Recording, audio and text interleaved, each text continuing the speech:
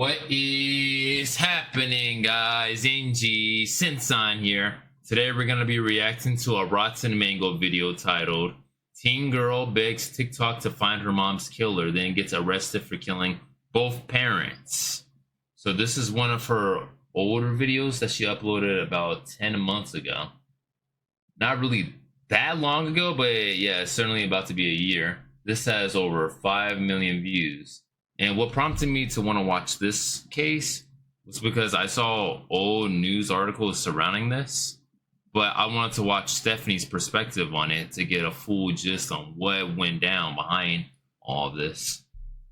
But if you guys haven't already noticed, I got a new camera, I got a new setup to where you guys can hear me clearly without it sounding a little muffled. So this is all thanks to you guys. Thank you guys for continuously supporting me on YouTube. Like, thank you so much for helping me get this far in my YouTube journey. You guys have provided miracles for me. I can't even express that enough. But if you guys haven't already done so, if you're new to my channel, I'm NG Sensan. Be sure to subscribe and check out my other Rotten Mango videos that I'll provide by the end of this video that you guys can just click on. And if you guys haven't already done so, you guys can go follow my Twitch as I do daily live streams over there, as well as join my Discord community and follow my social media accounts. But without further ado, let's get into reacting to this video. This video is an hour and 30 minutes long, so you guys sit tight and enjoy my reaction. Let's do it. Bada bing, bada boom. Rotten Mango. There is a thing called a job side effect. For example, if you work in video editing, when you watch an action movie, you might not even be able to get into the action scenes where the entire town is blowing up, an alien swoops in from a UFO to kidnap children, because you are just so focused on how much every second of the special effects is costing the studio. You cannot see anything past it. That is what is commonly referred to as a job side effect. On Reddit, a few funeral directors have gathered to talk about their job side effect, which I will warn, it's very grim, it's morbid. I can see how funeral directors would not be able to function if they felt and reacted to death the same way. It's very expected, given that Stephanie is notorious for doing content surrounding crime. So if you guys are not familiar with Rotten Mango, that's what she does. But I'm pretty sure whoever watches me, who's been staying around since my early phase on YouTube, back when I only had like 100 to 500 subscribers, yeah, they all know. You guys are real ones. You guys are all real ones. There would be no funeral homes if that were the case. It's natural to compartmentalize your job. And sometimes they've developed these very strange side effects because of them. One funeral director says on the forum, "Sometimes I find myself accidentally figuring out mixtures for living people, or thinking about how well they would embalm." Side note, a mixture refers to the customized blend of embalming fluids, and each time it's unique to the body based on the weight, time of death, tissue condition, because sometimes you want to add a little more of this or a little more of that to try and restore some firmness or color to somebody. Or other times, you're trying to figure out the best mixture for keeping the tissues from dehydrating. You want the deceased to look as, quote, healthy as possible. That's what they say, so their loved ones can pay their respects. Side note, that includes putting Vaseline on eyelids, as that helps with making sure they don't look dry. And oftentimes, the embalming mixture is this very orangey color because apparently that gives the healthier glow. That's how they're describing it. Someone else agrees, commenting, "Sometimes I decide how I would set people's features when I'm talking to them, and then I don't realize it." Embalmers have to set the features and arrange facial muscles into restful or natural expressions, and that's a big part of the job. And a very big side effect, a lot of the funeral directors are saying, honestly, it's not even the embalming process, which is, one of the more technical things. A big side effect is that you learn very specific ways to deal with human grief. And it's done in a way where you have to compartmentalize. Like, I know some people are going to be like, "Oh my God." Human grief. Okay, so that's where she's going with this. These funeral directors are feeling sensitive, but you would not be able to do this job and help these families if you felt every little pain that everybody felt. Yeah, on a daily, hourly basis. I mean, a lot of busy funeral homes, they have at least one funeral a day. There's no way that you can sit there and really soak in all these feelings. That would be just too much emotional trauma. Like, you would never make it. Yeah. One funeral director online states, I mean, at the end of the day, though, it is a business. It's not a social service. It's a lot to coordinate. And I also want to make it abundantly clear. Be sure to go subscribe over to Rotten Mango, as I'll provide a link to this video in the description below. Wanted to bring that up. But yeah, let's get back into it. you have to learn a lot of these small talk lingos. We like to call it a small dark wedding because you pay for the production. You know, people shouldn't be surprised because it's supposed to be a memorable event, and memorable events are expensive.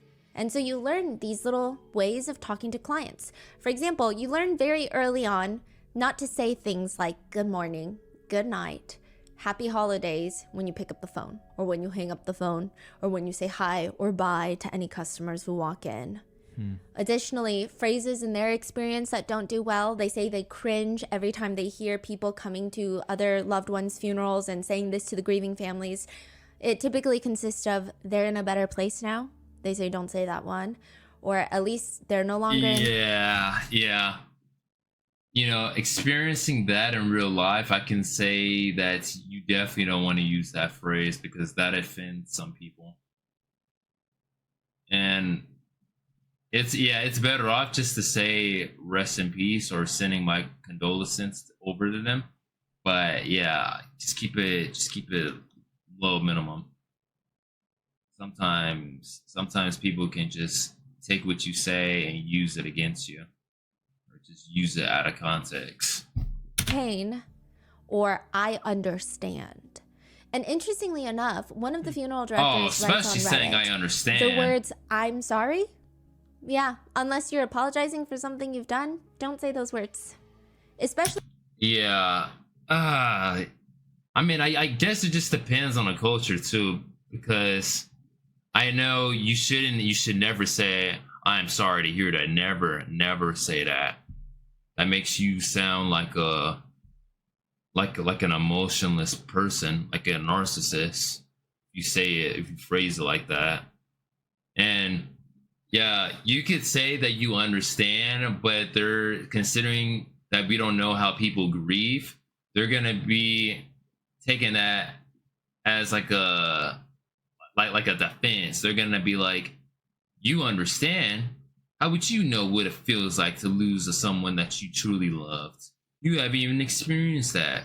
They'll go as far as saying some stuff like that. So the best thing you can do is give them distance while still comfort them, but in a distance. Let's if keep you're a it going. funeral director too. So did they say what are you supposed to say? Just hello. Just hello. We're here for you. If We're you here for you. And it's a Yeah. little strange. And they've Yeah. seen so many eulogies. They've seen so many people passing by. They kind of have an It is understanding weird. of how things work. And it's very, very rare that a eulogy is to go viral, especially when it's not dedicated to a politician or a celebrity that's passed.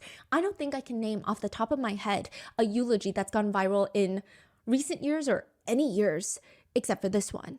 This eulogy is given for the joint funeral for a couple by the name of Kristen and James Brock. Both of them were killed in their sleep, and the killer is still on the loose when this joint funeral takes place. People are psychoanalyzing everything about this eulogy. Even body language experts are going on mainstream media, news platforms to talk about the things that they're getting from the delivery of this eulogy. I mean, they say, quote, "We're not seeing these short gasps of breath, you know? They're never touching their face. They're not wiping away the tears because there aren't any." We're not seeing upheavals of emotion. We're not seeing those gasps of breath. And throughout the entire eulogy, their tone stays strong, just burning right through this, talking fairly quickly. Seems like they're trying to get to the part where, it's almost like they're trying to get to the part where they talk about themselves again. There are no pauses to gather themselves or anything. So just making it all about them rather than the person that they're going to the funeral for. I've never heard of something like that before. Of that sort. That'll Other make me mad netizens are more uncomfortable. focused on Oh, just that I was what's like, yo, we're right They here get up for there and this person making a Someone heartfelt that eulogy at passed. the funeral. And we're here to support the states, family. We're not here "This to isn't going to be hear easy, your but story. bear with me because I stutter a lot. I just wanted to say goodbye since we never got the chance to. I was so used to you guys always being here that I never once thought to imagine y'all not being here. Your heart will finally be healed in heaven, and neither of y'all will be in pain anymore. Although that gives me so much comfort, your fight is not supposed to end here. Thank you for all the life lessons you taught me. You were such a beautiful soul with so much gratitude. We can't always choose the music life plays for us, but you can choose how we dance to it.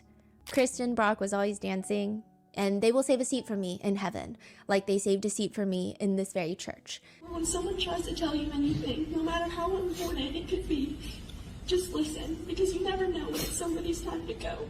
You could say goodnight and wake up a few hours. That is Just true. find out they aren't there to spread their joy and their love, so just listen. And never take a hug That is or 100% anyone or true. anything for granted, and love Yeah, never take anyone for granted because you never know, like she said, it could be their last day on earth.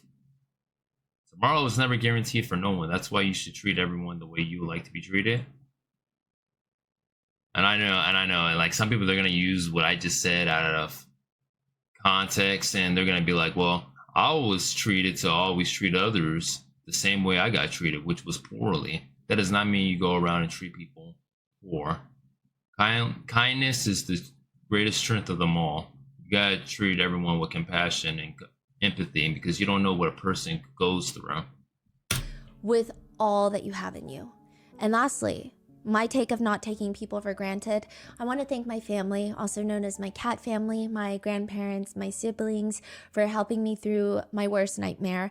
And last but not least, I want to thank Tasha, Bree, Nate, Lane, Kimberly Hayes, Kim Bowling, Katie, and most of all, my father, Angie, and Ben for making such a big difference. I love you guys. I'm sorry.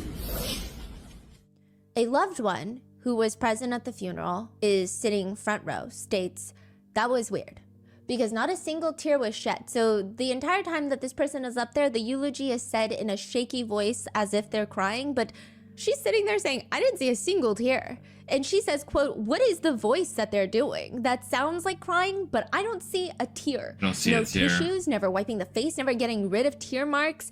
Eyes are not red, no snot. They're not crying." The family member in the first row states, "It was one of the weirdest things that I had ever witnessed." But not even just that. Apparently, this person gets off the podium and goes one by one, greeting the loved ones of the deceased and giving them each hugs and saying, "I'm sorry." And that brings us to the question. Why is 17-year-old Sarah Patrick apologizing to everyone when her mother and her stepfather were killed that night, while she and her little sister were asleep in the same house? And why will she be That is weird, huh? arrested months later after the funeral After the funeral. for killing the two of them and posting TikToks about Wow. Ain't that about some? Rotten mango. Ooh.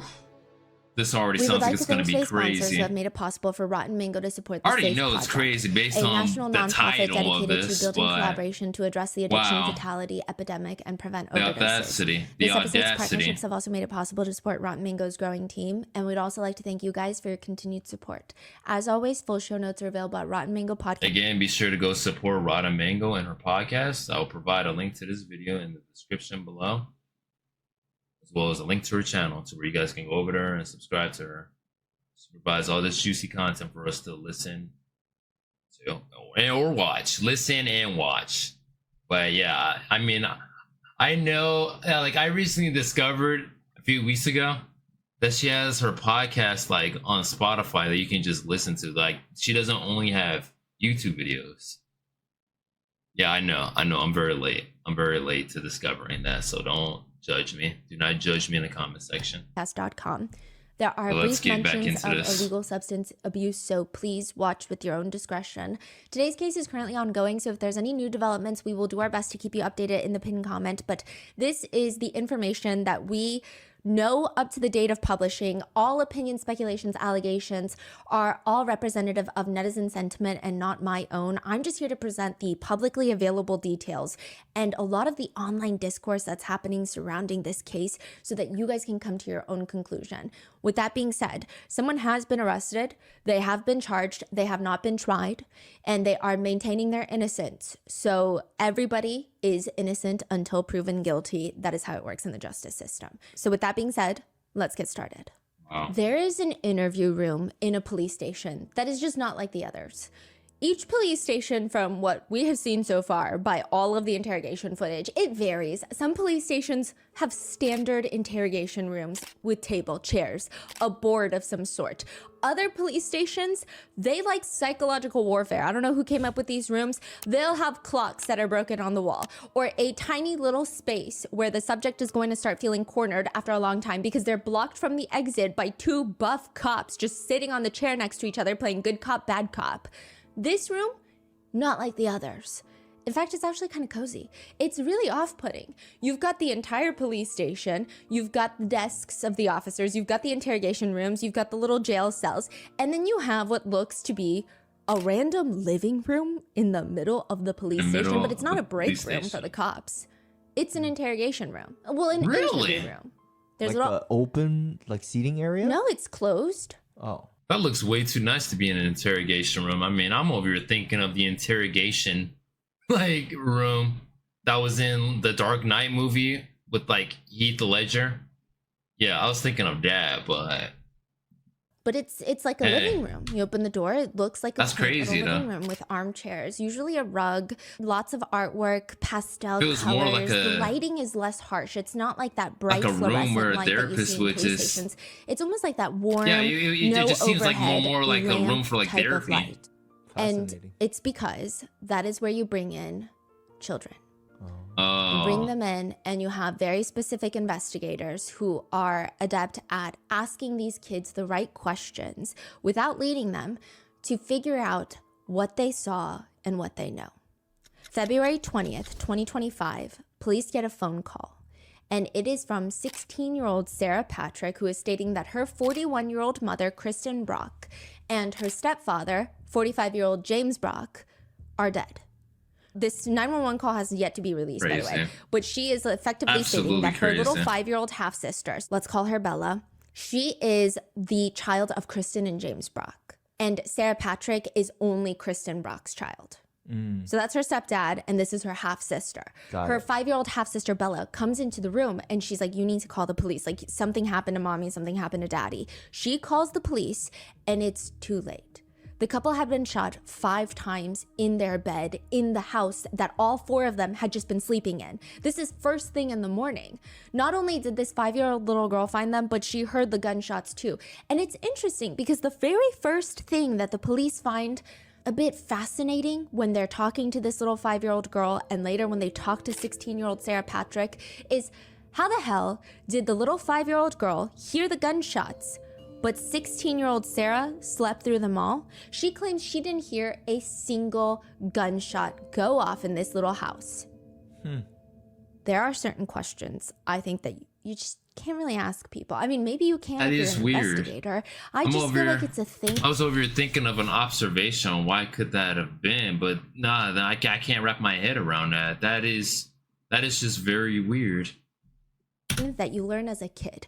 When you're a kid, you ask the first thing that pops up in your mind, and then your parents scold you, and you're like, you're not allowed to ask people that. You can't ask someone why their feet are smelly. Like, that's rude. Come sit down. There are lists of questions that technically feel. That brings me to what happened years ago when I went out in public with my mother. Like, I was like a little kid, mind you. I remember walking past someone that just smelled so bad, and instead of just going about my business like a normal human being would, like out in public, like someone you wouldn't know, if someone smells bad, you're not gonna have the balls or guts to just tell them that, hey, you smell bad, do something about it. Most people, if they like see, or like if they walk past you and they notice that you smell horrible, they're not gonna say anything. That's just how people are, unless it's your family member. You know, as they say, family blood is thicker than mud. So they're only gonna tell you something just to look out for you, to prevent you from getting humiliated by the rest of society. But going back on to me when I was younger, someone walked past me and they smelled so bad, and I straight up told them, "Hey, you smell bad. Why do you stink?" And just looking back at it, man, I feel so horrible for saying that. I was a kid, I didn't know any better, but just when I think about stuff like that, I just wish I could sometimes go back in time and just tell my younger self, hey, that was not cool. That was not nice of you to say that. Like, have some integrity and self-respect. Have more respect. But yeah. I just want to share that. Harmless. It technically feels. You never like know you what just someone, wanna know. like I said, For goes example, through. what percentage it of was your messed up thoughts of me do you to say think are that. actually original versus recycled? Forgot to even mention, I got the as soon as I got home, my mom, man, she got so mad at me. She got so mad at me for just doing that. She gave me a butt whooping for that. From things you've heard or read. It's like technically harmless, but it just feels kind of inappropriate. That feels a little like you're attacking me. Or if you had to assign a monetary value to an hour of your time based on what you actually accomplished, what would it be? Or do you think your face would look better or worse if it were perfectly symmetrical? And then you have the list of typical ones. When are you due? Are you pregnant? Have you gained weight? Do you still have a thing against smiling more frequently? Are you really going to eat all of that? Those are things that you're technically not supposed to ask, even if you genuinely have a curiosity. If you have a means you're curiosity, nice. Like, you're not yeah. coming from a bad place. Yeah, it's not coming from a bad place, but yeah, sometimes your thoughts, like, you can think that it's not bad if you say it out loud until you really think about it after the fact, and you're like, dang, maybe I shouldn't have said that. Like, really sit down and think about something in your mind before you say it out loud. Cause, man, your words could be like, it's like a double-edged sword. It might seem innocent to you one way, but coming in from someone else, and yeah, they're gonna take it the wrong way. That's what I discovered.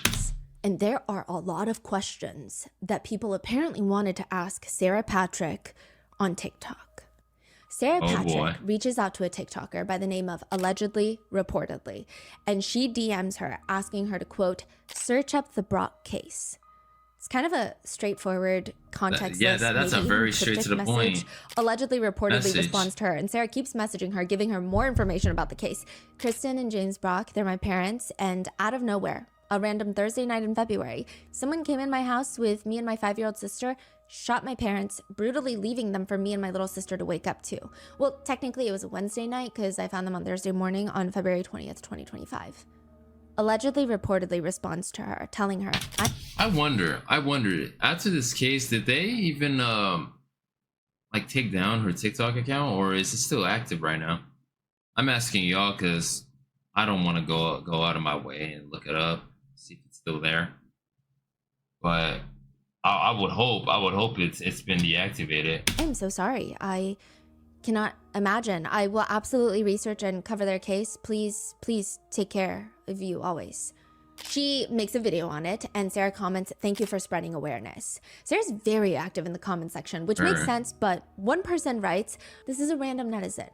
From an investigative standpoint, it would seem that it was someone who knew them, hoping for answers in swift justice.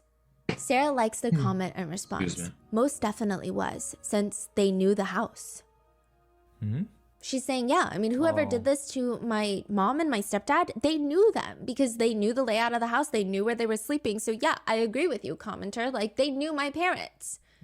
At this point, nothing is particularly making you question anything of any sort. There's no, I probably shouldn't be thinking this question, or even let alone asking it in the comment section. At face value, at this point, everything seems normal, even on Sarah's dad's Facebook account. So it gets a little bit confusing, but this is Sarah's biological dad. He and Kristen Brock, one of the deceased, shared 2 children together, Sarah being one of them.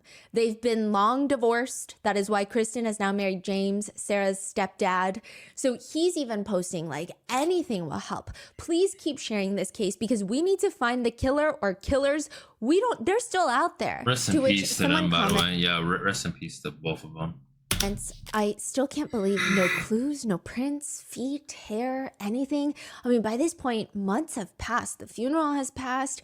Months have gone by. No arrests have been made. The police have been pretty tight-lipped about everything. Sarah is on TikTok reaching out to true crime content creators because she's like, no one is talking about the case and the police are not going to get tips if no one even knows that this happened. I live in a small town in Georgia, like 45 minutes west of Atlanta. I don't know what to do. No one's talking about it. Sarah takes her dad's Facebook account to comment back. It's Sarah, by the way. I know it's hard to believe it, and there's got to be something. Hopefully the police are just not telling us anything for our own sake. It seems like she's very involved online of being the push of getting this case out there, which again seems very natural. Kristen's father has come out to say, so this is the mom's dad, the deceased dad. This is Sarah's maternal grandpa. He says, this is just so horrendous. You just can't imagine someone would come in and just take the life of 2 good people. And I want answers. What's going on? And clearly the cops, they want answers too. Like so much stuff surrounding common this. Occurrence that a police officer will attend a funeral that's associated with the case that they're working on. It's not unheard of. Usually it happens when you're dealing with organized crime. A lot of former like mob bosses, organized crime families, they've had a lot of undercover law enforcement show up at funerals of people that are involved in the enterprise, if you will, to study the network, the food chain. Sometimes undercover investigators will show up to victims' funerals if the killer hasn't been caught yet. But it's not protocol. It's not necessarily required, but it does happen. And they're watching just for anything strange. They're also lurking on social media, trying to see if anything feels off. Like remotely Clearly, off. Sarah's biological dad, the ex-husband, Yeah. a usual first see person that. of interest. Biological father of 2 of Kristen's kids, contentious divorce battle, custody battle. He writes on Facebook, it's not fair. It's When not. did he write this? This Years is like a ago? month after Oh, the murders. Wow. It's not fair that they're not here. It's not fair for the kids. It's not fair for the families. I'm sick of waiting for answers. I can't wait for them to catch the assholes that did this. Please excuse my language, but I'm angry. He posts a blurry sonogram photo where he writes, exactly 17 years ago, it was the happiest news. Me and Kristen received the happiest news of our lives. And it says February 21st, 2020, like 8. And that was a sonogram of baby Sarah Patrick. And he's saying almost exactly 17 years from the date that this sonogram, the doctor's appointment happened, she was murdered. And that was like the best day of my life and the worst day of my life. He's saying she was taken away the exact same day. I was just going through the baby pictures and noticed this. And other than that, it That's doesn't appear that he was crazy. acting suspiciously or strangely after the That's murders. actually The police kind of crazy. rule him out. However, they do notice that something odd occurs at the funeral from a recording of a eulogy given by Sarah Patrick, the daughter of Kristen and the stepdaughter of James. The eulogy itself starts off, well, I don't want to say typical, but it's like what you expect. Sarah states, for those of you who don't know me, my name is Sarah and I'm Kristen Brock's daughter and James Brock's stepdaughter. Although there's nothing we can do to bring them back, we still have control over how we treat people with us today. Therefore, when someone tries to tell you anything, no matter how important it could be, just listen, because you never know when it's somebody's time to go. You could say goodnight and wake up a few hours just to find out they aren't there. There's some interesting parts to the eulogy, like when she states, as for my mother, everything we went through does not define what kind of person or what kind of mother you were. You were a beautiful, kind soul with so much gratitude. And it just makes the police kind of tilt their head. You're saying like even Just, like, during that time when confused. that's happening, the cops are already Wow. getting some kind of vibes or being alerted? Yeah, because the police, it seems like the police are on the same page as a lot of people on the internet. And a lot of people on the internet didn't want to ask the questions because they didn't want to be perceived as being rude. But it's just a little weird of a eulogy. What does it mean? Like, regardless of everything we went through, it doesn't define what kind of person or what kind of mother you are. Also, in the eulogy, she's not breaking down in tears. She sounds like she's crying, like she's choked up, but she's not crying. She's not wiping away tears. She never has to collect herself or take a breath to catch her breath. It's just slightly weird. And then she has this whole like thank you list, like an Oscars speech at the very end where people are like, sorry. what's happening? And then her very last 2 words are, I'm sorry. I love you guys. I'm sorry. And so people thought, ooh, it's just a little weird. But again, people grieve differently. So it would be inappropriate to ask, hey, what are you sorry for? Hey, why did you list off all these thank yous to these random people? Hey, why are you wearing a light blue baby doll dress at a funeral? I mean, maybe the deceased didn't want all black at their funeral. I know that's been a thing recently where people don't want grim colors for the celebration of their lives, but people thought it was weird. But it's, again, one of those questions that you just don't ask. You don't ask someone how much money they make over the dinner table, and you don't ask someone why they said I'm sorry at the end of a eulogy. And you also don't ask them, how could you not hear the 5 gunshots if you were in the house? Yeah, exactly. There's a TikTok video with a link how to do a you not hear the GoFundMe. gunshots? How do you not hear it? You know, I was literally just about to like bring that up. Where you hear everybody singing happy birthday, and it sounds On GoFundMe. slightly sad and pretty eerie.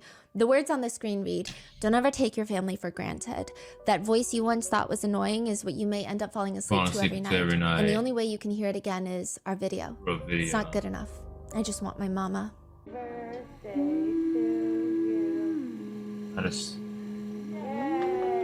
That's horrible. That is And it's horrible. Sarah Grace posting collage photos of memories with her mom and her stepdad. Another TikTok video shows her with mascara running down her cheeks. Like, it's pretty dramatic, almost like you would imagine like those animes when Yeah, people it's cry. like it's kind of like she's in a play, or musical, or whatever the heck, when they have that makeup one and then they're crying and then all that stuff goes. Yeah, it does look dramatic. I can't lie to you. And then you see the mascara running down, almost like liquid coming down. And it's like, I understand that they're quote unquote grieving because of the loss of their parents, but I don't know. I feel like I think it's just me, but I know that other people they do stuff like this. But anytime I'm going through a loss of someone, I'm not gonna post myself crying on social media just to get people to feel bad or feel pity for me. Like, I do all that in private. I keep all that private. Doing that on the internet, it's just, I feel like you're trying to seek attention doing that. Even though I know not everyone's heart is on that path, but it's just, I don't know. It's kind of hard to just to say on how I feel about the situation. And you see the I just tear know I streaks. wouldn't do something like The caption that. reads, please send prayers for healing and for a break from everything. I'm so tired. Yeah. Like doing that. Nah. You're just doing that for attention. I don't know what it is. I don't know what it is about that. Should probably delete this later. And you're talking about you should delete it later. Better yet, don't post it at all. Don't even post it.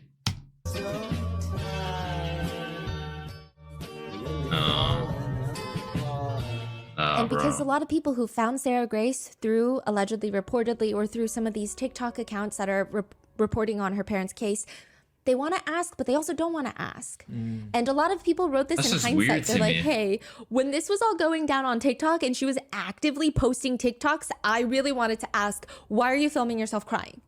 Exactly. At least I'm not the only one that was thinking that. Like, I don't want to sound like a jerk or an asshole, but typically if someone is grieving, like, I'm not gonna want to post myself crying. Whenever I post myself on the internet, my primary goal is to make y'all laugh. Hell, that's why I post a lot of reels of me just doing those POVs, relatable skits. I'm only posting stuff on there to make people laugh, something that they can relate with. I don't post stuff that's like sad or me talking about loss or nothing like that. I would keep all that private. But I didn't because I felt like that was rude to ask like the grieving daughter of someone who was murdered. But then again, yeah, But it everyone just handles felt griefs weird. differently. Another one is her crying in a dark room with very puffy eyes, and the words on the screen are, It's like you're "What do you seeking mean I can't attention. call my mom?" And then another one that says, "I sleep so I can see you." Or another You're caption just that seeking reads that at attention. nighttime when there's nothing to do and the Nah. house is empty, I always think about how much I needed them. Nah. And it's just collage seeking photos of attention her at this typically point. crying, or there's one of her just like hugging her mom's old t-shirt, and it always has a trending audio with these like slideshow words of the collage involved. Or she uses the trend. They don't know it yet, but a year from now, me and my 5-year-old sister would find them wrongfully shot dead in our home, and they won't get to watch me graduate high school, see me walk down the aisle, or even say goodbye. The caption reads, "I miss you guys. Save a seat in heaven for me." Or others are just Wow. pictures of her mom and stepdad with words that say, "I just want to go home. I feel so homesick and I miss them so much. I can't stand the fact that I can't see them anymore. This sucks more than anything possible. I feel like I'm How many times has she posted this? If any of y'all know, if any of y'all know in the comment section, how many times has she posted her parents, like her parents' demise? Because I can understand posting it once or maybe twice, but consistently posting it, trying to get attention, that is despicable to do. It seems like she was just consistently posting her grieving stage. in a horror movie that never ends, and on top of everything, I still have no answers. I'm so confused on how someone could have done this, and even more confused on why them. Why? Just why? How could they?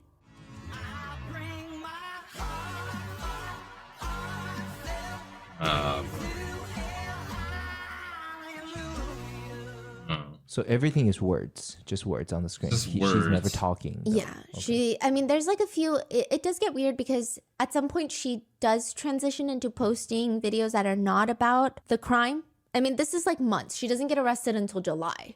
This happens in February. So for months, she's posting Wow. variations of this. And then I think there were like one or two where she's lip syncing to words, and she seems like every other 17-year-old on TikTok. But majority of her posts were these little collages, or they were videos with the trending audios and then some words on the screen.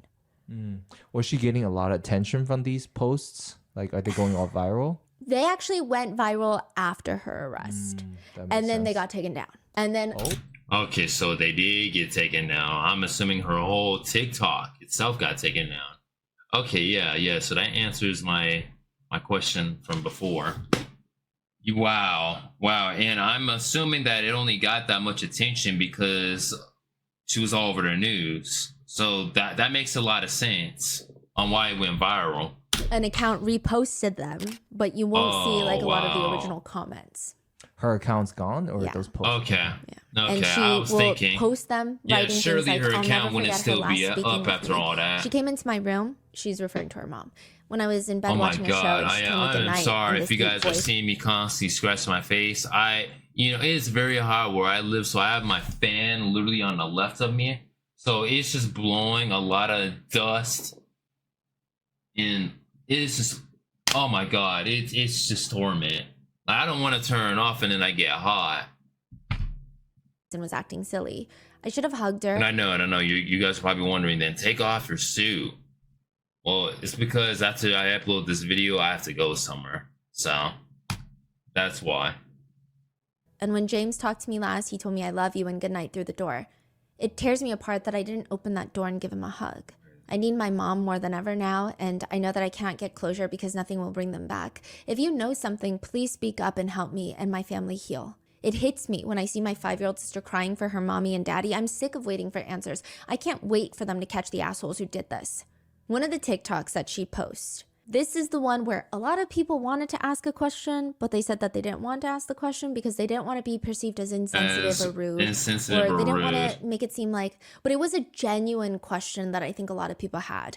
The first picture of the slideshow is her posing in a mirror selfie. She's wearing sweatpants, a cropped corset looking shirt. She's got maybe like half of her midriff out. What the heck It's not is like that? particularly salacious. I'm not trying to be like, oh my gosh, it was so scandalous. I think she dresses like anybody else on TikTok, but it's of her posing in front of the mirror. She's got all of her Yeah, over you're posing as if like nothing has ever happened, like just completely normal, even though you're quote unquote posting a lot of stuff relating to your grieving process of you losing your parents. That's just weird to me, man. makeup on, and she People looks be like she's about to using go the out. internet for The words on the wrong picture reasons. read, "You're just thinking it's a small thing that happened." So this is another trend. You're just It's thinking like that you it's a write this small and then thing you that happened, but then, oh brother, show all the things that happened, and it's not a small thing that happened. It actually has like catastrophic consequences in your life. It's like a canon event.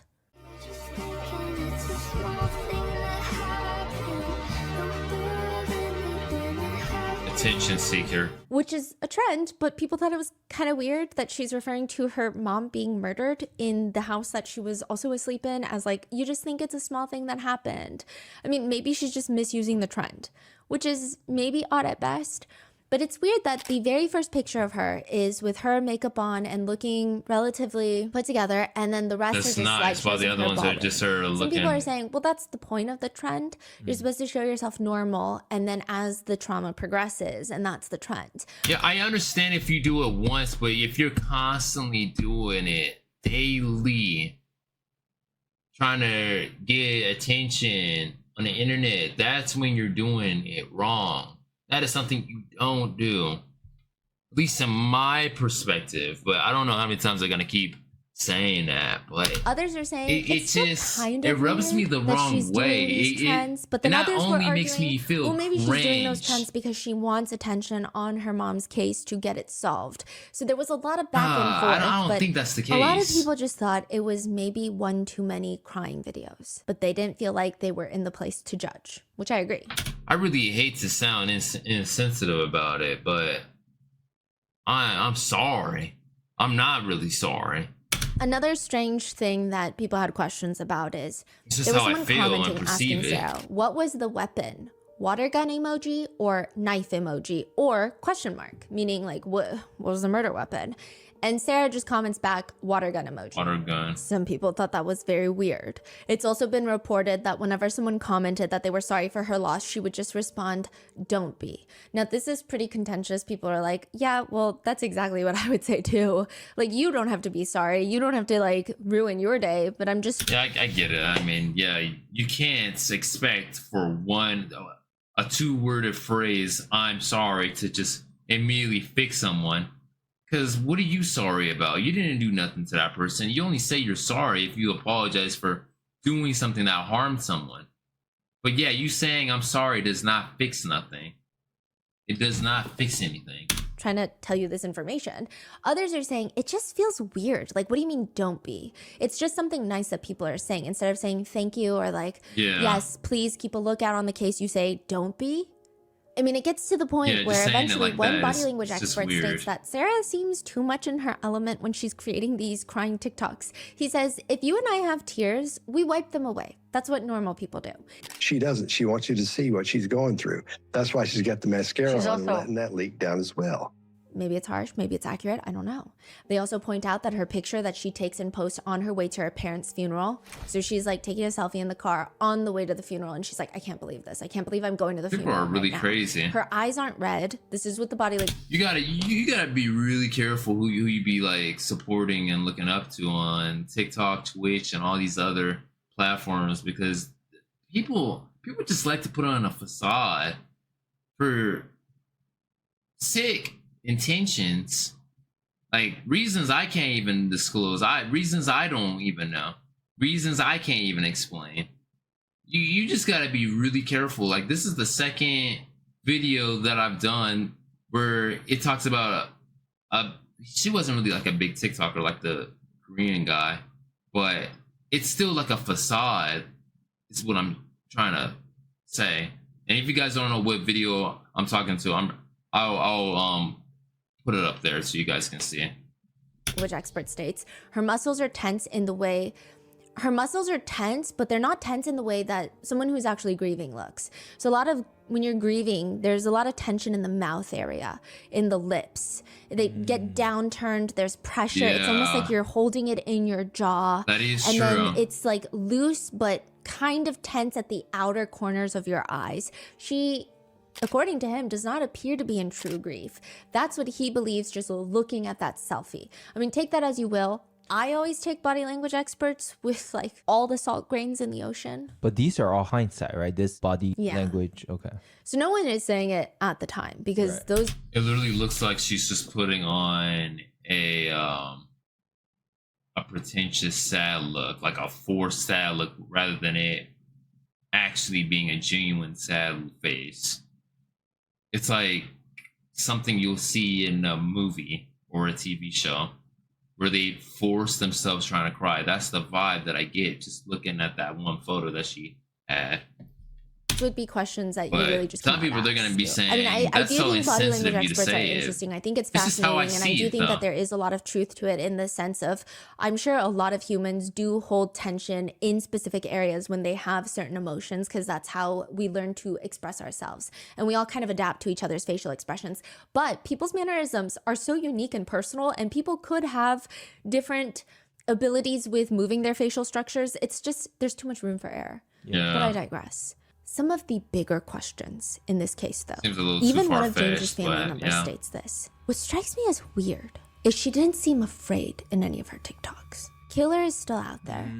You were in the house That is true. when your mom That is. and I wasn't even thinking about that. Yeah, she completely seems like confident, consistently posting herself knowing fully that the killer is still out there on a loose and can potentially get her. But there's like no sense of worries at all because she's constantly putting herself out there for the world to see.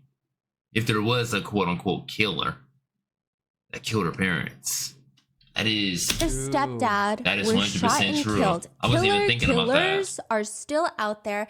Not once did she post, "I'm scared. Yeah. I'm I'm scared. afraid. There's a killer on the loose. That is the and dead the town giveaway. needs to be afraid. We don't know what they're gonna do. We don't know who these people are. We don't know what they're Wow. capable of. What are the police doing?" There is not much fear.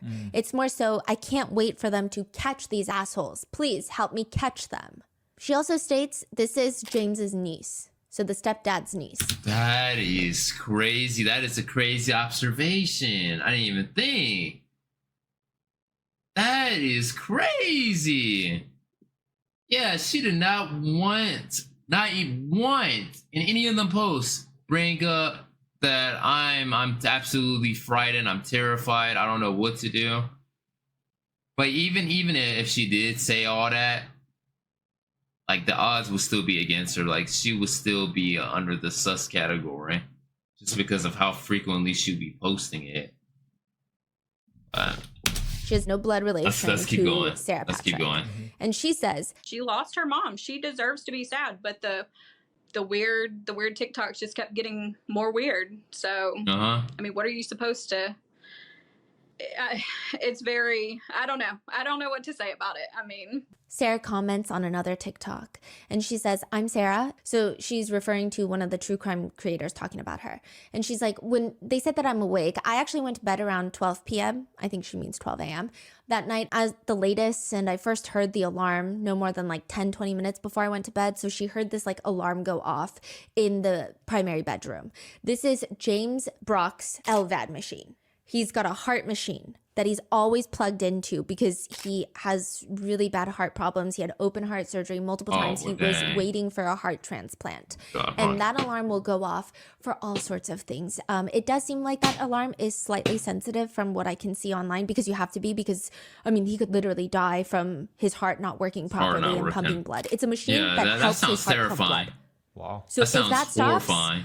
Yeah. he will pass. So there's alarms that are embedded on this machine. And she said that she heard the alarm go off maybe like 10, 20 minutes before she fell asleep.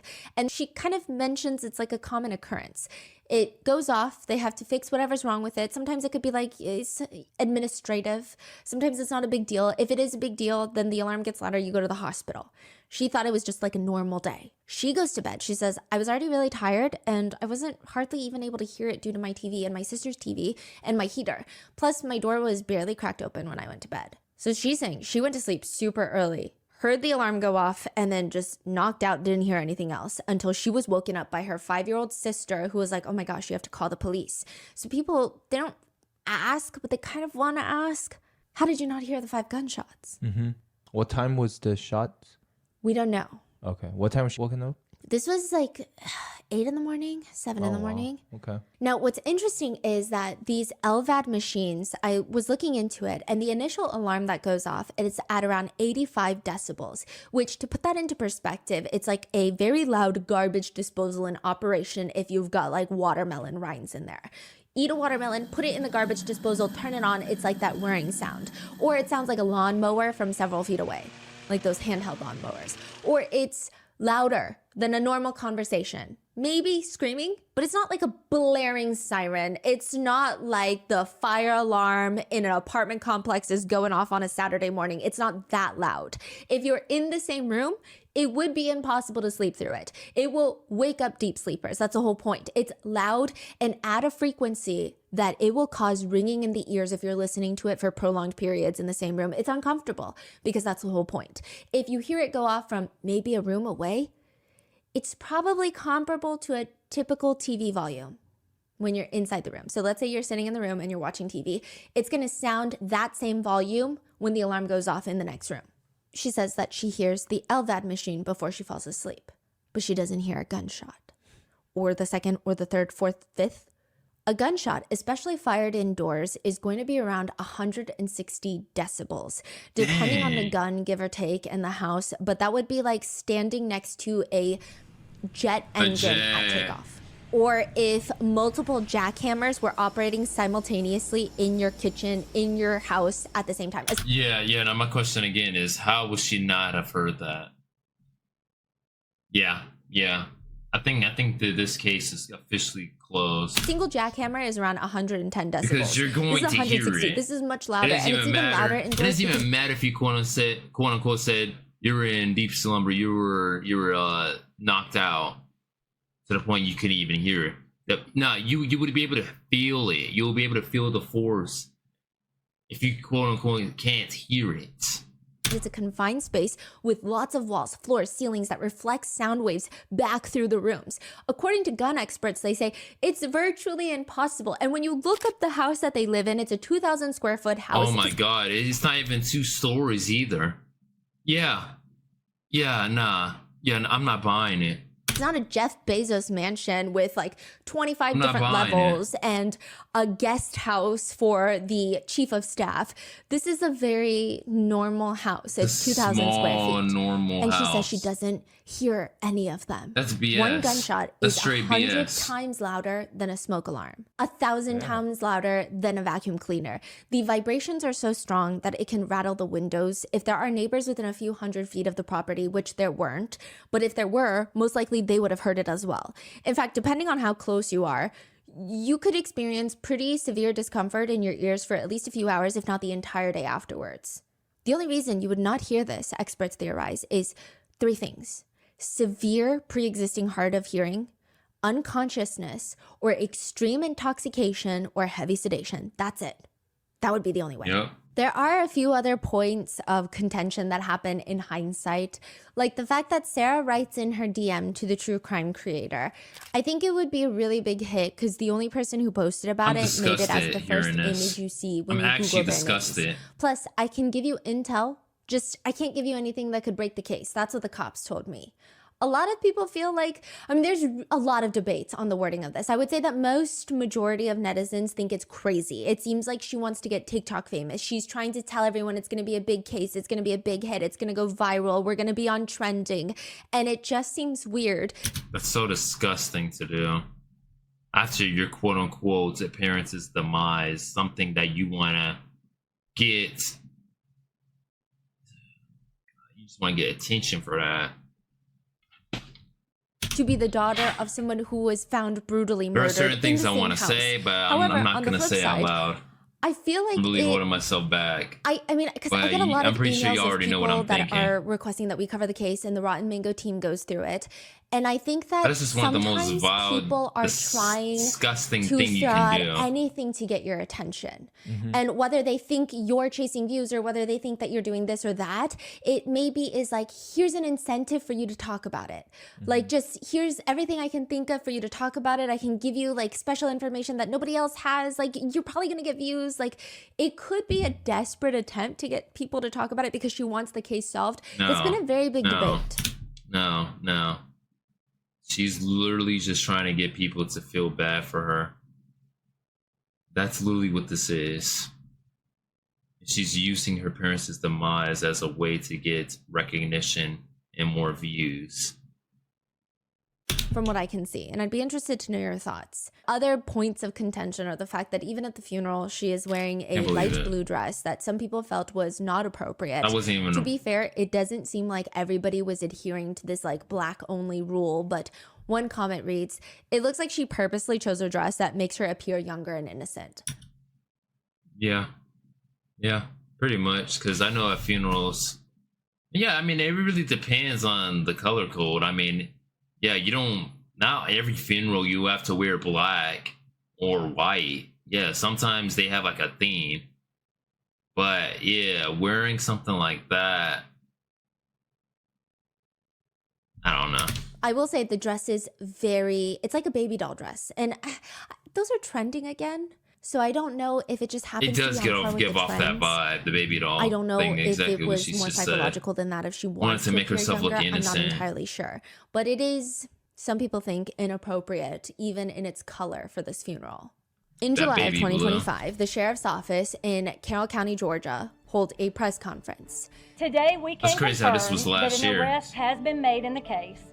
Kristen Brock's 17-year-old daughter, Sarah Grace Patrick, has been taken into custody and charged with 2 counts of murder and 2 counts of aggravated assault in connection with the deaths of her mother and her stepfather. The Carrollton Police Department are being quite vague, which is normal for the police. But like, let me tell you, when I say this case is very vague, it's so vague. They keep referencing the idea that they have a mountain of evidence.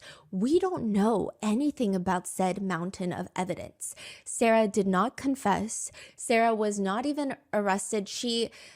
Her family is a little particular about the wording of this, but a lot of news media reports are saying that she turned herself in, which almost has an insinuation of guilt attached to it. Like, she turned herself in. She's saying, hey, I did it. I want to confess. I'm coming to the police myself.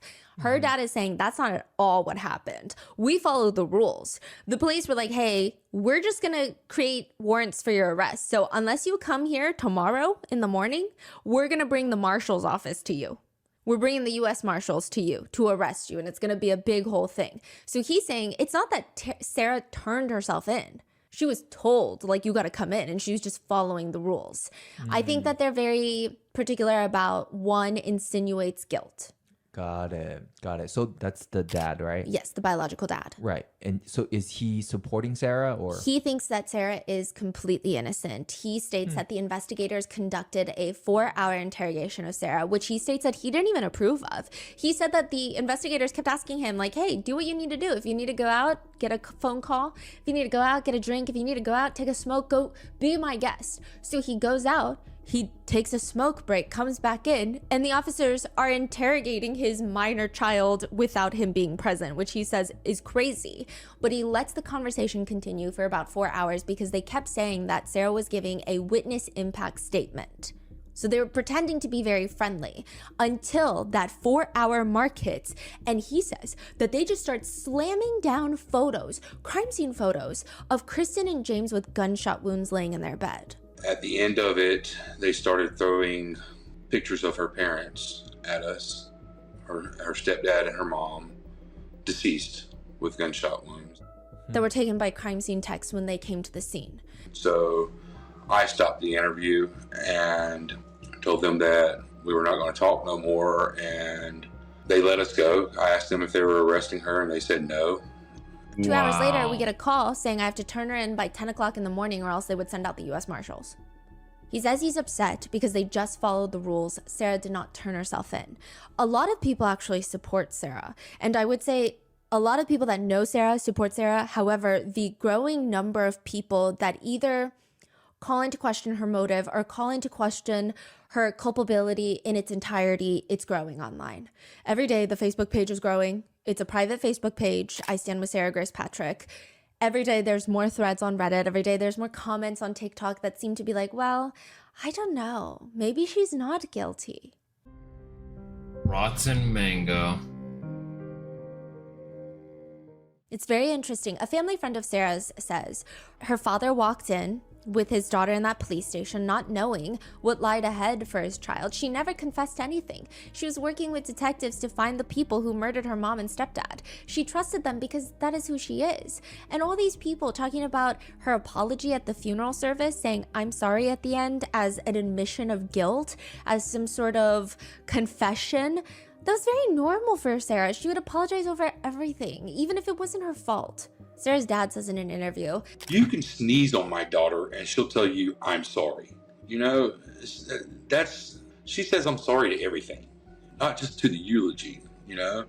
Really, I mean, you could step on her toe and she'll tell you she's sorry she was in the way. That's just the type of girl she is.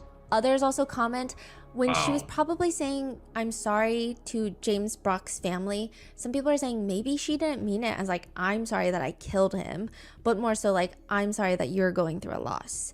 Because we don't see any reports that she was saying it to people that were related to her mom. So maybe it would, I don't know if that changes things, if she was going to everyone that knew her mom and was like, hey, I'm sorry. Because that would be a little strange. That would be no, very we should be saying that strange. to you if anyone's saying it. But perhaps she was saying it to James Brock's family because she just felt sorry for their loss. I don't know. It's a little unclear with that one. I don't think saying I'm sorry is an admission of guilt. The investigator on Go over you're saying sorry, like that's gonna really change something now. going to everyone that knew her mom and was like, hey, I'm sorry. Crazy. Because that would be a little strange of, But no, yeah, we it should would be be very saying that to you if strange, anyone's but saying that's it. not even gonna But perhaps change she was saying it anything. to James Brock's family because she just felt sorry for their loss. I don't know. It's a little unclear with that one. I don't think saying I'm sorry is an admission of guilt. The investigator on the case later tells a reporter, it seemed odd. It was more like a Very. speech. And at the end she said, I'm sorry. Was that I'm sorry because I may have done this? Or is it I'm sorry because I was upset during this eulogy? We may never know. But they said that it did raise alarms. A close family friend argues, though, I have known Sarah and her family since Sarah was in middle school. She and my daughter are best friends. She is very much just a child. I mean, no one online knows her background, her story, and what she's gone through. A lot of people think that Kristen and James Brock were not great parents It's to crazy, Sarah huh? Grace Patrick, and that Sarah Patrick probably had a very rough upbringing. If you go through Kristen Brock's Facebook page, you'll see that Kristen's dad, so this is Sarah's maternal grandfather, is standing by her also, stating, If they had something concrete, they would have arrested her a whole lot sooner. and that has been a big point of contention. Again, the police keep saying they have a mountain of evidence, and this is not me advocating, stating that I believe someone is innocent or not innocent. I don't know what the police have. Wait, so it took them 5 months to arrest her? People think that is a lengthy amount of time. I will say that Carroll County, Georgia is a very small county. I don't know how many people are on their police force. I don't know if they have the facilities to process a lot of information and evidence quickly. I do know that the GBI, the Georgia Bureau of Investigations, was also working on this case, and they are somewhat a little bit faster, I would think, than a small department like Carroll County. Some people did think it was weird that it took so long. Now here's where it gets a little bit weirder. The murder weapon was nowhere in the house. The gun was not found in the house. So that would mean that if Sarah were to be the killer, she would have shot her parents and then disposed of the gun. But what's even weirder is that's totally feasible. That could totally be something that happened, right? But nobody knows if the police even found the gun. They've been very strange about it. And I mean, sometimes police are vague for reasons. And this is a very sensitive case where it's getting viral online, and she's a minor. But they're saying we can't really comment on that. Who, the police can comment on that? Yeah, they're like, people are asking, have you found the murder weapon? And they're like, we can't really comment on it. So what does that mean? What does that Nobody even knows mean? what that means. Are they trying to lie because they think other people are involved? And maybe they're trying to find the owner of the gun? Maybe it has like defaced serial numbers? I don't know. Or does it mean they haven't found the gun and they don't want to admit to it because that would be like, hey, what do you mean you haven't found the gun? Another thing that people point out is if they suspected Sarah Grace Patrick of being guilty from the jump, from the get-go, which is what a lot of people think because she stated from the get-go that she did not hear gunshots and police thought it was strange. Why didn't they test her hands for gunshot residue? Maybe they did, but it's just, I think they're not really helping themselves in this case, at least online. I'm not saying in the trial. I think in the court system, it's probably best if they don't reveal every information that they have. But at least on terms of online, people are weirded out.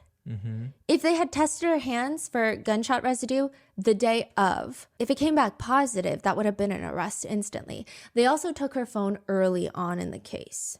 Oh, okay. So she was using her dad's phone to post on Facebook and to post on TikTok. So if they took her phone, I mean, you would imagine that teenagers are not great at covering up their crimes.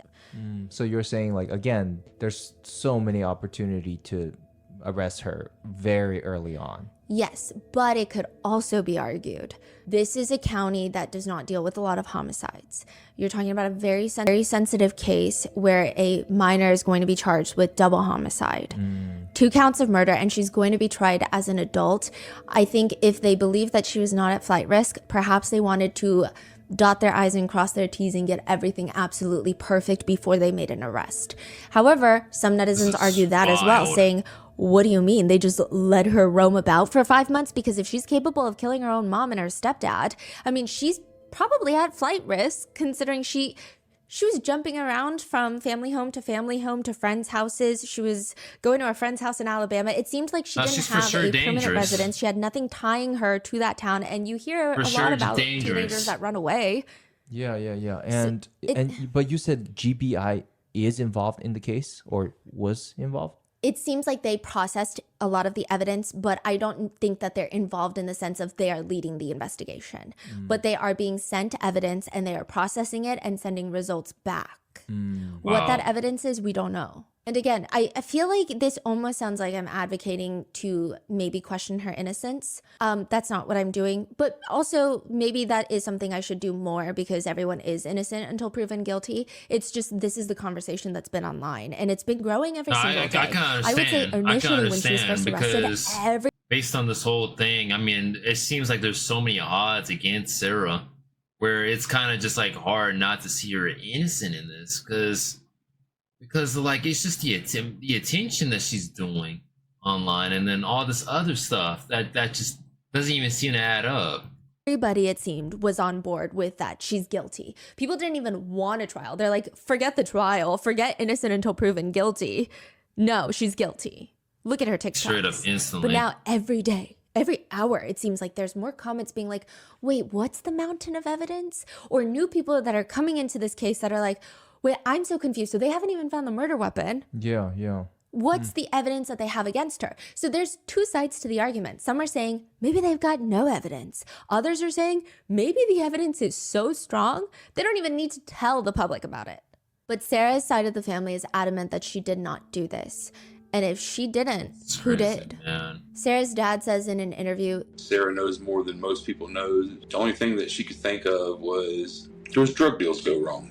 her mother and James Brock had fallen into some drug abuse. You know, they ripped somebody off a couple months before that, and Sarah thought that it could be that person. When I say drugs, I'm not talking about like, you know, the like hardcore drugs. From what I understand, it was over weed or something like that, but a substantial amount. And she was telling the investigators that the whole time. And when we talked to the investigators, they said that they had already talked to them and said that they counted them out. He continues, even just a week before their deaths, my son told me about an incident where a friend of theirs pulled a gun on them right before Valentine's Day. And my son witnessed. Holy cow. He's not just going to make stuff up like that.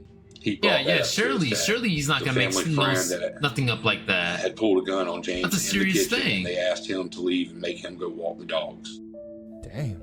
The police Wow. have stated that there were no signs of forced entry, but the family do often sleep with their doors unlocked. However, Sarah's dad says he took a picture of the front door and he believes it looks like someone tried to break it open. There is no confirmation wow, that are this you is accurate, serious? meaning we don't know when these marks could have been made. We don't know if this was from a week ago. We don't know if it was from that day. However, some people think that Sarah's biological dad doing interviews is actually making her look guiltier. At one point, he talks about James's LVAD machine, stating that it was a constant thing that always went off. He heard it go off during dinner, sometimes when they would go out to eat together. He says that it wasn't too loud. So netizens are confused because Sarah stated that she heard the LVAD machine go off, and now her dad is saying it wasn't too loud. So she could hear that, but she couldn't hear gunshots? And Sarah's dad That says, is speaking weird, of huh? gunshots, they don't have a weapon. That is And very again, we don't know if weird. this is just the police telling him. We don't know if this is him That is very weird. speculating. We don't know what the police have. Do we know where the room locations exactly or not really? Okay, this is another part where people thought that Sarah's side of the family was not doing her any favors. They kept saying that the house has an odd layout. I went on Zillow, and the house looks like all the bedrooms are kind of in one section.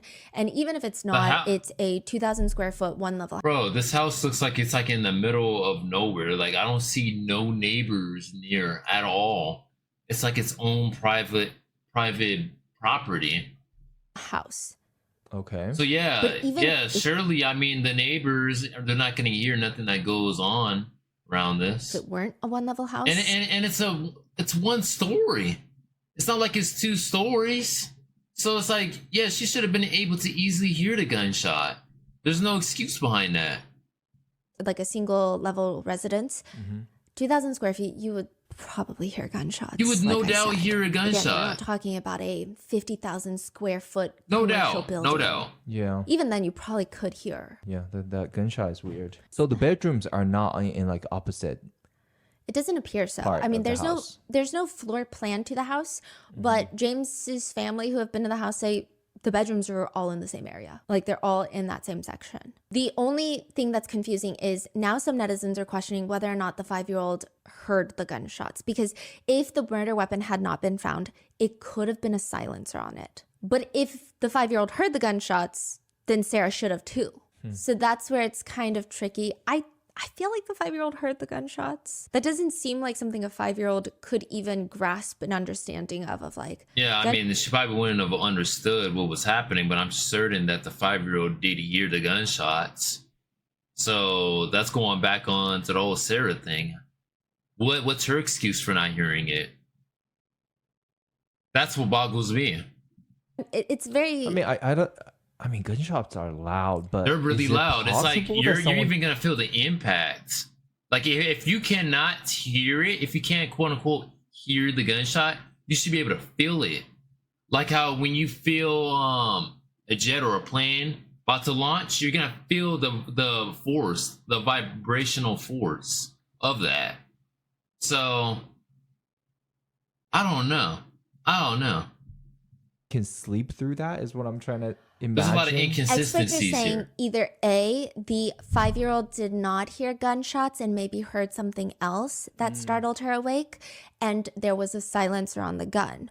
Or B, Sarah is lying because there's no way, unless she was drugged, unless she wasn't in the house, Got it. that she did not hear those gunshots. I see. So the Exactly. experts are saying you are 100% will be woken up. Yes. If there's 5 shots in your house. It's kind of like I guess you could really argue it to the grave, like Jen McCabe does with a lot of her arguments in the Karen Reed case. It's like, yeah, you could be like, Karen no, the Reed forensic case. evidence does. By the way, if you guys have not watched my 4-part reactions of the Karen Reed, I'll put them up there to where you guys could maybe click on one of the links if you guys are interested in watching those videos. And also, if you made it far into this video, be sure to hit that notification bell and subscribe to my channel for more uploads like these. But let's carry on.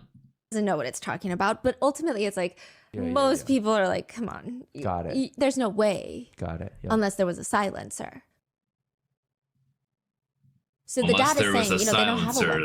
though. There has been no weapon found. I mean, they searched that property for days and days, and there was no weapon found.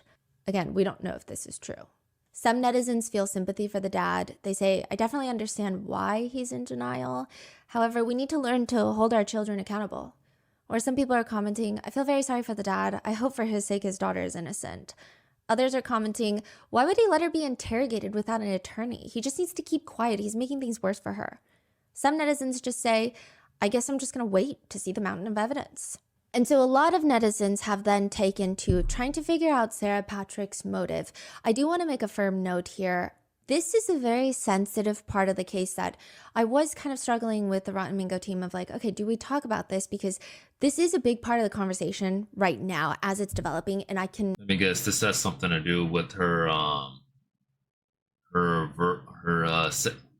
physical abuse or sexual abuse, supposedly, that was going on with her stepdad. Something along them lines. Foresee that it's probably... I did see little snippets of this already on social media, but I didn't know the full context of it. But I mean, only going to get bigger. I don't know. And probably bigger up until the trial or if she pleads guilty. Maybe there's something new. Because we don't talk about it doesn't mean that it goes away. I do want to make a firm note, though, that when people search for a motive, that does not mean that they're in search for an excuse for the perpetrator, nor are they saying that any motive would justify any... And a lot of people will find a way to find an excuse for validating why they killed someone. It doesn't even matter. I be saying this in other videos. If you grew up sexually abused or experienced some form of trauma, the best approach is to seek help and get therapy, get all the support you need. Don't, NRP, don't go out of your way and pass the trauma on to your kids if you decide to have any, or better yet, don't go and murder the person. But to each their own. I can't validate or tell any of y'all what y'all can and cannot do. But there's just a lot of crazy stuff that I be seeing on the news of people committing these crimes just because of what they went through, which I understand, but don't let them turn you into a monster. Just don't let them turn you into a monster. I'm sending my condolences to anyone out there who has gone through any form of abuse. Any sort of crime, especially one as extreme as I don't double condone homicide. to it. I think the pursuit of understanding should not be mistaken for endorsement of actions. I think a lot of people sometimes confuse explanation as justification, and those two things are entirely different. Humans are sometimes wired in weird ways to want to make sense of things and actions that should not be confused again with making peace with said things. There is a quote that I get drawn to for cases like this, which is, the examined crime is not the excused crime, rather it's the one less likely to be repeated. So with that being said, do I think sometimes people like to cross that line? Yeah. I mean, I will say that perhaps with this case, that line gets crossed a few times, and I'll let you know when, but there are a lot of people trying to understand what the hell is happening. Like, if Sarah Patrick killed these two people, why? Why would she do that? It doesn't even make sense. And I think the biggest thing is Sarah Patrick was 17 years old. Even when her mom passes away, her stepfather is gone, she's So kind young. of free. She's roaming about. There's not like one firm guardian. Even the police confirmed it. Like, she's 17. She's free to go wherever. It doesn't seem like it's this, oh, you've got 10 more years in my custody and I'm going to say, no, you can't have a boyfriend. It doesn't seem like that. It seems like she could probably just leave and not live with them. So why go to this extreme length? Was there some sort of underlying mental health condition? Was there some sort of big vendetta against them? It makes you think and wonder if there I think a lot of was people some are mental trying health to make sense condition of it. A family behind member of this. James's said in an interview that she does not believe that Sarah is innocent. So it seems like Sarah's side of the family believes she is innocent, including Kristen's dad. Sarah's grandpa. Yes, the deceased father. He's Believes that she's innocent yes, as well. Wow. Yes. Now, James Brock, Wow. they have no blood ties. This is his stepdaughter. Yeah. They believe that Sarah is guilty. And a lot of people believe that Sarah is guilty. They say, first of all, how did she not hear the gunshots? It just doesn't make any sense. The family also states, I mean, Sarah's side of the family is going around town telling everybody that the house had a weird layout, but no, it didn't. That's not true at all. All of the bedrooms were close together. It's a rather small house. She says, quote, I'm not out here with a measuring tape, but if I were to guess, between the doorway to the parents' room and Sarah's room, maybe 8 feet. She also says that she's not going to name names, but I quote, I can say that multiple members of Sarah's family have come to us privately and said that Sarah was involved. That's a lot to me. That says a lot to me, because if you're going out on that kind of limb, and I will say that James's niece seems very honest. Her name is also Kristen, so it gets a little confusing, but she just strikes me as someone that's not trying to just put all the blame on Sarah because it seems like the best way to grieve. It seems like she genuinely wants answers, and they've led her to this path. And it seems like she probably knows a lot more than the internet does. But she states, you know, every time I was around Sarah, she's very sweet. It's not like she's this crazy teenager that she's like, oh, she's so crazy, she's weird, she's losing it. She was very sweet. She was very open to talk to whoever was around. She struck me as a sweet girl. She did. But I didn't live in that home with her. As they say, looks can deceive. And so James had said multiple times that you don't know the real Sarah. He didn't go into detail because, to be honest, when he would tell my mom that, she'd be like, oh, James, you never raised a teenage girl before, and you're not supposed to think anything more of that. But he said multiple times, she's not the sweet Sarah that you guys see. She's not who she puts online. You don't know the real her. And then the eulogy at the funeral was so strange. She adds, there were tears everywhere at that funeral. Everybody couldn't get through their speech. My mom needed a friend up there with her just to get through it. And I think it's weird that Sarah, after losing her mom, gets up there in her dress, did this big, long speech, and didn't ever shed a tear. Didn't ever stop to gather herself. I think it was very weird. At the funeral, it was just kind of like a big, wow. She says, I don't think at the time any of us had a solid theory. We didn't think it was possible that she acted alone, and I still don't believe that she did, because it just seems odd that she would be the one to pull the trigger.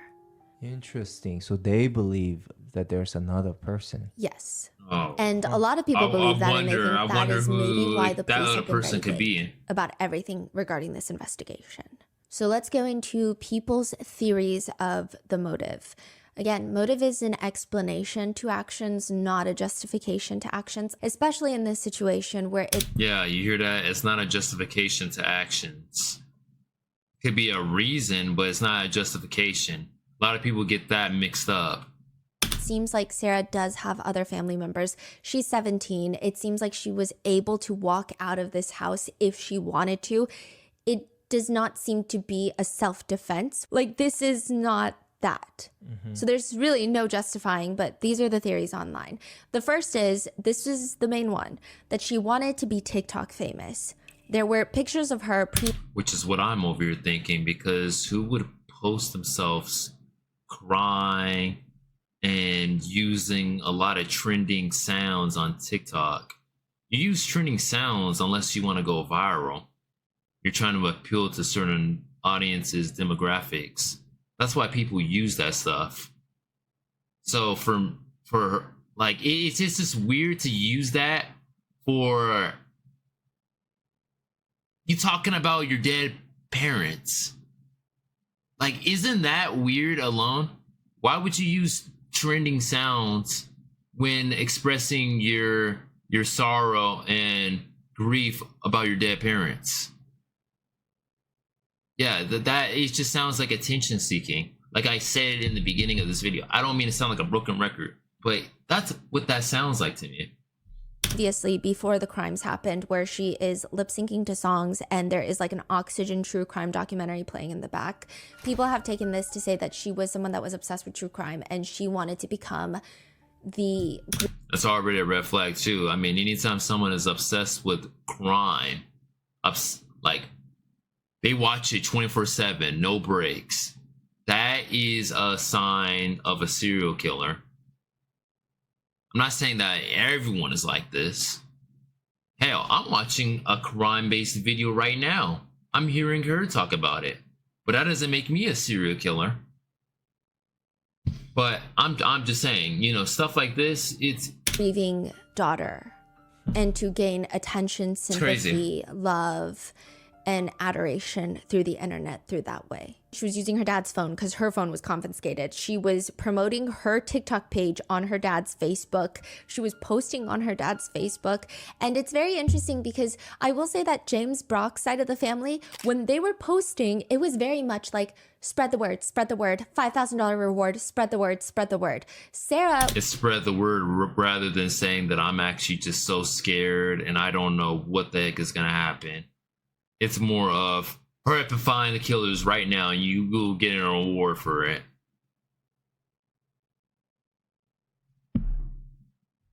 would say, yes, we I need don't to know. talk about it, but a lot of it were That's my trends, preference behind trending it. audios, TikTok sounds, crying, just a little bit more of that side. And why would you start off a post like that too? Why would you start off a post with you looking all fine and well put together, right? You look completely fine, you look unfazed, but then seconds later you just have slides of you bawling, crying.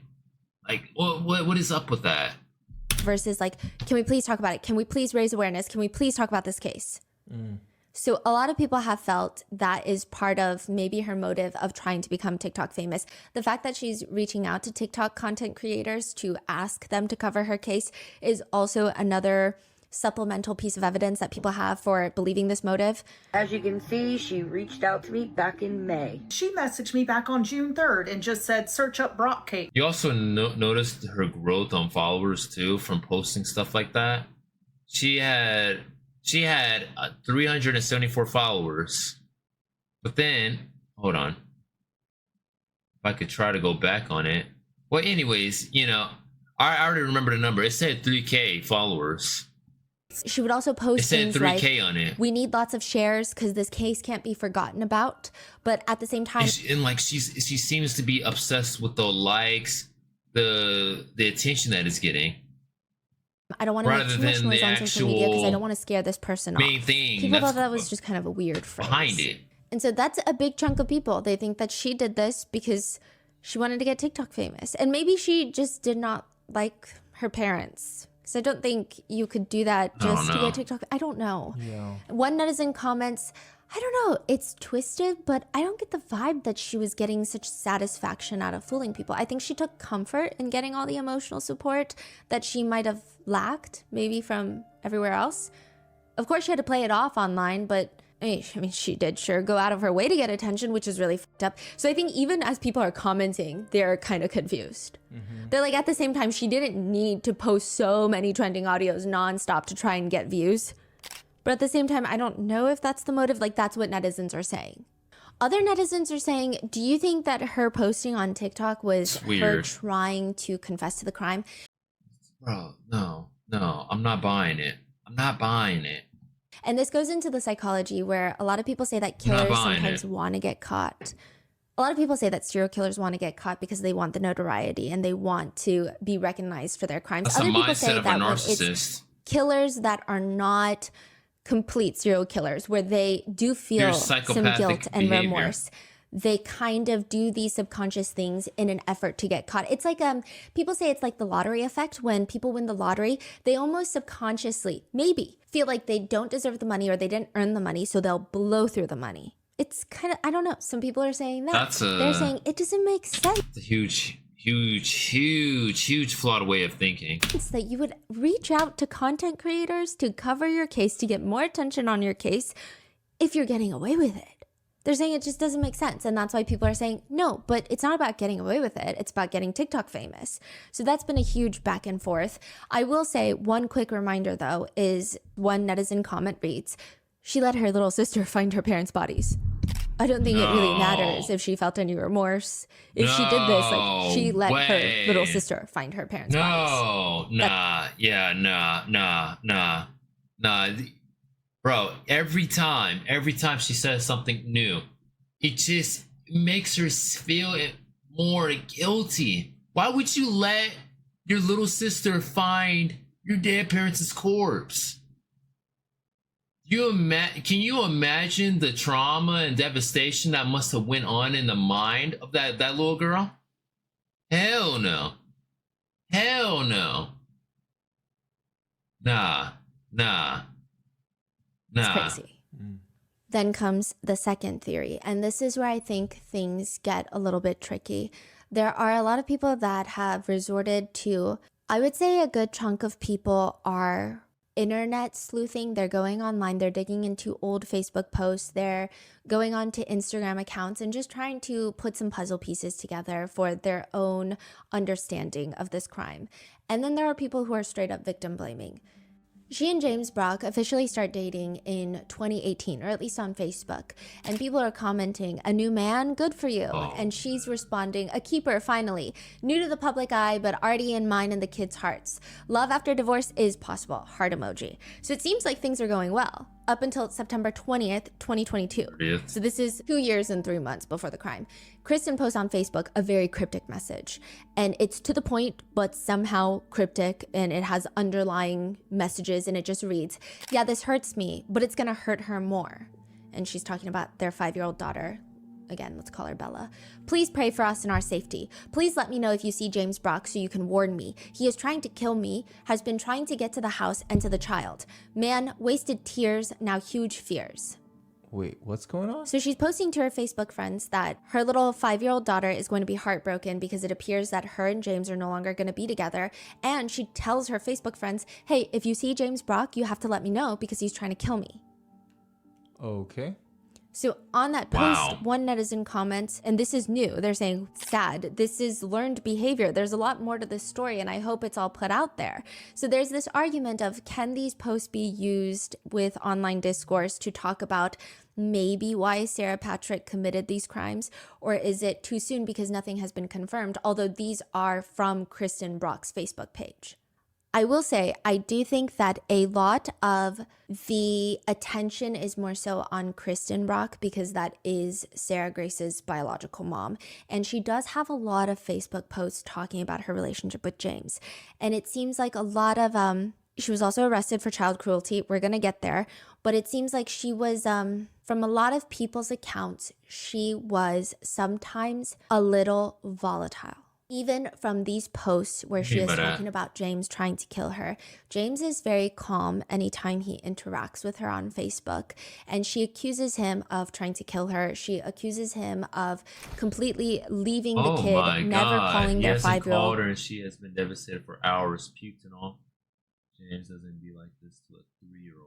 Not being a dad that's around. Can't believe my last born second girl would be 3 on the first. Really can't believe her dad will miss it. Oh well, not the first birthday he missed. Okay, is that necessary? Like I understand that she's angry, but having to post this on social media for the whole world to see it is just, it's crazy. I don't understand on how they can post family drama on the web for random strangers to see. Missing all of her birthdays and doing like sleeping People with do her it all the best time, friend. though, so it doesn't even surprise me. me. James responds to these Facebook posts, he's very calm and he's saying, hey, can you please stop lying about me? Can you just tell everyone that you're the one that had my phone cut off and that's why I can't call her goodnight? Wow. People have been using Kristen Brock's Facebook post to try and get people to understand maybe why Sarah Patrick committed these crimes, saying this is not a healthy home life. We don't know what else was going on inside the home, but it probably is not the best environment for children. Oh, yeah, 100%. It don't sound like the best environment. This sounds like just pure. Oh my God, it's horrible. It just sounds horrible.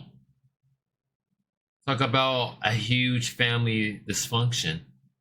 She's posting that her partner, her child's stepfather, and the father of a little toddler is trying to kill her on Facebook.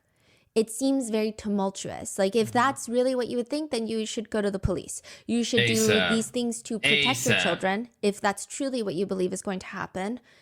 I think that initially, when people heard about this case, there was such a strong rhetoric of this is a spoiled teenage brat who's obsessed with looking a certain way and using TikTok filters and being TikTok famous. She's a narcissistic, sociopathic. These are the words that people were using to describe all the her. words that And I was just thinking about. I think the minute that some of this came onto Reddit and came onto people's attention, I think because the wording was so strong against Sarah Grace, people started pushing back even harder, saying like, well, maybe she's not narcissistic. Maybe her home life was horrendous. So it's just been very strange.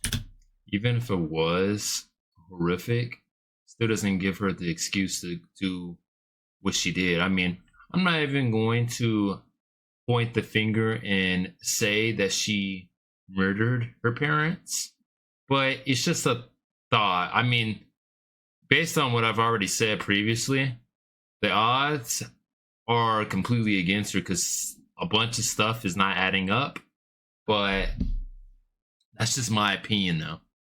And I don't even know if they revealed if she in fact killed her parents or not, but let's keep going. But one netizen comments, here we go with the excuses. She's a cold-blooded killer with no emotions who left her parents dead and allowed her. And I think the minute that some of this came onto Reddit and came onto people's attention, I think because the wording was so strong against Sarah Grace, people started pushing back even harder, saying like, well, maybe she's not narcissistic. Maybe her home life was horrendous. So it's just been very strange. But one netizen comments, here we go with the excuses. She's a cold-blooded killer with no emotions who left her parents dead and allowed her baby sister to find them. To which someone comments back, but there was abuse in the home, so... That is just horrible, man. How do you let your little sister find your dead parents' corpse? I can't get over that. I just, for the life of me, can't get over that. Stop assuming she's just a killer. With another person commenting, that never gives anyone an excuse to take someone else's life. But just... from doing some scrolling, you can tell this girl had a hard home life for quite some time. If the lighting looks a little off, I did move some lights around, so that's probably why it looks a little different. But years. After putting your children through all this drama of your past relationships, posting on Facebook that you're going to get killed by him, etc., your child more than likely has witnessed your relationship and has trauma from it. If you're in a toxic relationship like this, you need to put your kids first. You shouldn't run back to that relationship every chance you get. Lord only knows what these children have witnessed daily for years. There's another post from Kristen's Facebook page, and it reads, hey, me and James are not together, not even friends. I don't really know him at all. I'm ashamed and hurt and embarrassed. Never again will you bring filth into my life. You play people like a fiddle, just not me anymore. Karma will be your king, King Brock, LMAO. And a lot of the Facebook posts do indicate that maybe she had a complicated relationship with James Brock. So on the same day, she would post quotes like, stop chasing after people and being the only one trying to fix everything. It's mentally and physically exhausting. You have to find peace with whoever comes and goes from your life. Don't be the only one putting an effort because you will end up losing your... I don't understand on why people tend to make family drama public rather than sorting it out in private.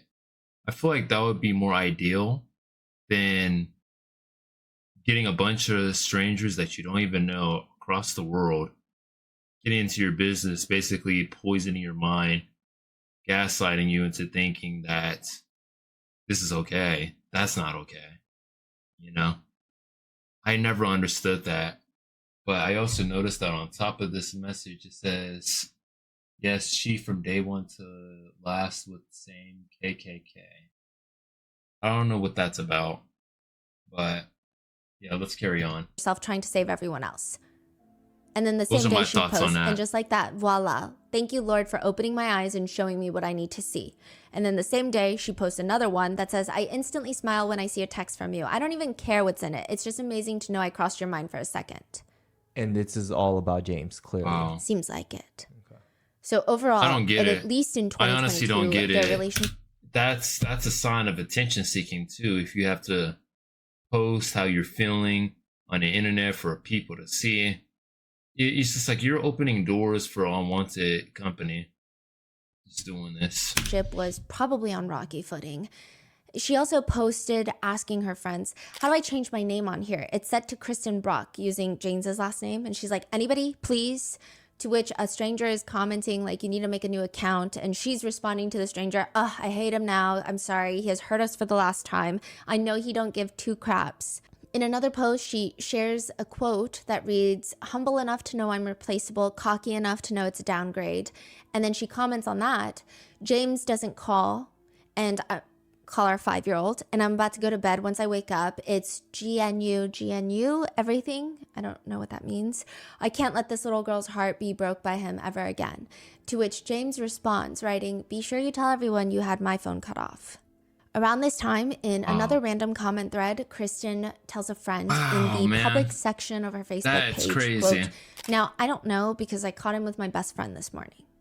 Then in another thread, she's talking to James and she says, you really... Again, too much information you're exposing for the whole world to know.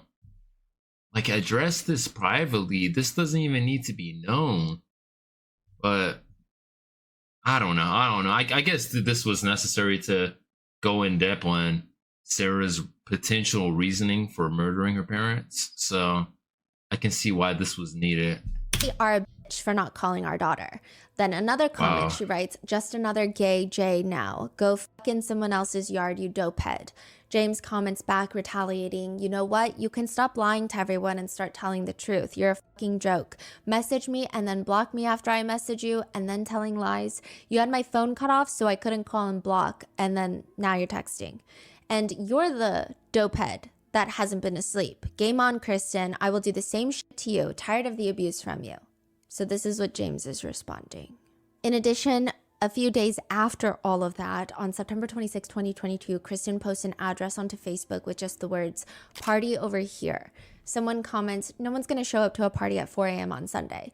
Kristen responds, "LMAO crying emoji. You're right." I've never heard of someone hosting a party that early on a Sunday. Normally, people would be sleeping during that time, getting ready for work or school. So that's beyond me. Heads are more That's 2 beyond me. a.m.ers, which she does state as a joke. However, it has been discussed online, and there have been discussions that Kristen was at one point involved with amphetamines. But it seemed like she was trying to get clean recently, and she started going to church, and it seemed like she was trying to start a new chapter of her life. Now, Sarah Everyone claims wants that to. maybe that new chapter wasn't as long ago as people are saying, because she told her dad and the investigators that there was a drug deal gone wrong a month prior to their murders. I don't know how accurate that is. That's coming from Sarah Patrick. Comments on that post about the party. "Damn, you know what lives over there? Dope head with child cruelty charges to my daughter and your son." In 2022, Kristen was arrested Why? with child cruelty charges in the 3rd degree, which means that you are letting a child witness felonies. That's basically what it means. It appears from all accounts that I could find online that James was inside of a barn. Kristen was very upset with him. She had their daughter in the back seat, and her son, so this is James's stepson. This is Sarah Patrick's full brother. Sarah's not here at the barn, but he's standing, I guess, outside, and she's trying to run into James with her car, allegedly. What? And because her daughter was in the back seat and her son witnessed this, it would be cruelty to children in the 3rd degree. Huh, Oh, interesting. yeah. So James called the cops, Yes. and they came and they charged her with that. Yes. However, it seems like nothing really crazy came of the case. She did tell her parents that it's just a big misunderstanding, like James is lying to the police. And that's not what happened. James also accuses So Kristen there's- of saying things So there's two sides of the story, basically. Oh, to her man. son, such as, quote, "You told your son he wasn't your son, he was just a snitch." What? Miss child cruelty charges in 3rd degree to our daughter and your son. A lot of netizens have found these posts and they have a lot to say about it. I think that it's really interesting that both sides of how they feel don't seem like they can convince the other side. And maybe it has a lot to do with just how we're wired. And maybe some people have more trauma or specific life experiences that have specific views that they cannot change. And I don't think that's necessarily the worst thing, but the people that think that this has no relation to the case, they think it's actually inappropriate to even talk about it because they're like, these are victims in this case. Nothing justifies murder at all. Like, this Nothing. is a spoiled teenage girl that Absolutely nothing justifies it at all. Exactly what I was about to say. Yeah, you could have had a messed up childhood, which I can empathize with and understand, but it still doesn't give them the right to go in someone's life. That's never justified. would have left, and she No killed matter them how and let the severe 5-year-old daughter find your them. childhood This must is, have there's been. no excuse, and the fact that people even think that this is an explanation of anything is bad. And then you have the other side of people that are saying it's actually not bad when you think about children and the way that trauma develops in their brain. If there is evidence of any sort of trauma or any sort of abuse in the house, that could be a good way to understand why she did what she allegedly did and is accused of doing by the police. It seems like they cannot convince the other party to think the way that they think. A lot of people are actually finding these posts and tagging the Carleton Police Department in it. Wow. Interesting. And one netizen comments, That no is child interesting. can grow up normal in that kind of environment. And even if the parents changed and found Jesus, she lived more of her life around that lifestyle than not. And they're saying to not talk about it is also weird. To not talk about it is acting like it doesn't exist. Then what? We just act like it doesn't exist and then more things happen like this? So they're saying, again, it's not justification. It's not proof of anything. It's just saying this could have been something. But probably the most talked about Facebook post comes from June 20th of 2021, where on a separate Facebook page, Kristen posts, "My son's name. I'm coming to get you, love. I know you're so unhappy there. I hear you, and I'm doing everything I can to make it happen. I promise you that, son. Your father can't beat you anymore." So Kristen is saying, hey, your biological dad is beating you, so I'm going to come pick you up, and I will never let him beat you. And she's posting, talking about her son on her son's page. Okay. Sarah comments on that. And she responds, "Kristen, you are a grown woman, and this is the child that you put through the dirt just to make yourself happy. Commenting on this post and posting this is never going to make me want to go to your house again, and shows how immature you are. Respectfully, grow up." Then another one from Sarah to her mother, this time in all caps, tweets, "The only one that beat us was the ex-stepdad you got with and had no time to realize it because you were out there dealing. Daddy has never laid a hand on me, and you need to stop brainwashing my brother, and it doesn't work anymore with me." Wait, this is 2021. That's crazy. So she was like 13 years old? Yeah. She's saying that who beats them? The only person? James? Or She someone said else? ex-stepdad, and it does seem like they were on Holy and cow, off. she was 13. A lot of netizens believe that she's referring to James. Ain't that crazy how 2021 feels like it wasn't even that long ago? Ain't that crazy? It doesn't appear that there are any Dang, I can't wrap my head around that. that would have been referred to as ex-stepdad. But again, these are just Sarah's words. Yeah, yeah. It's not proof of anything. And I think he's not here to defend himself. She didn't even name him by name. We don't even know if she's talking about James Brock. Right. But it just shows that she does have a very contentious relationship with her mother, at least at this point. And there seems to be some trouble in the household. Again, it doesn't justify anything.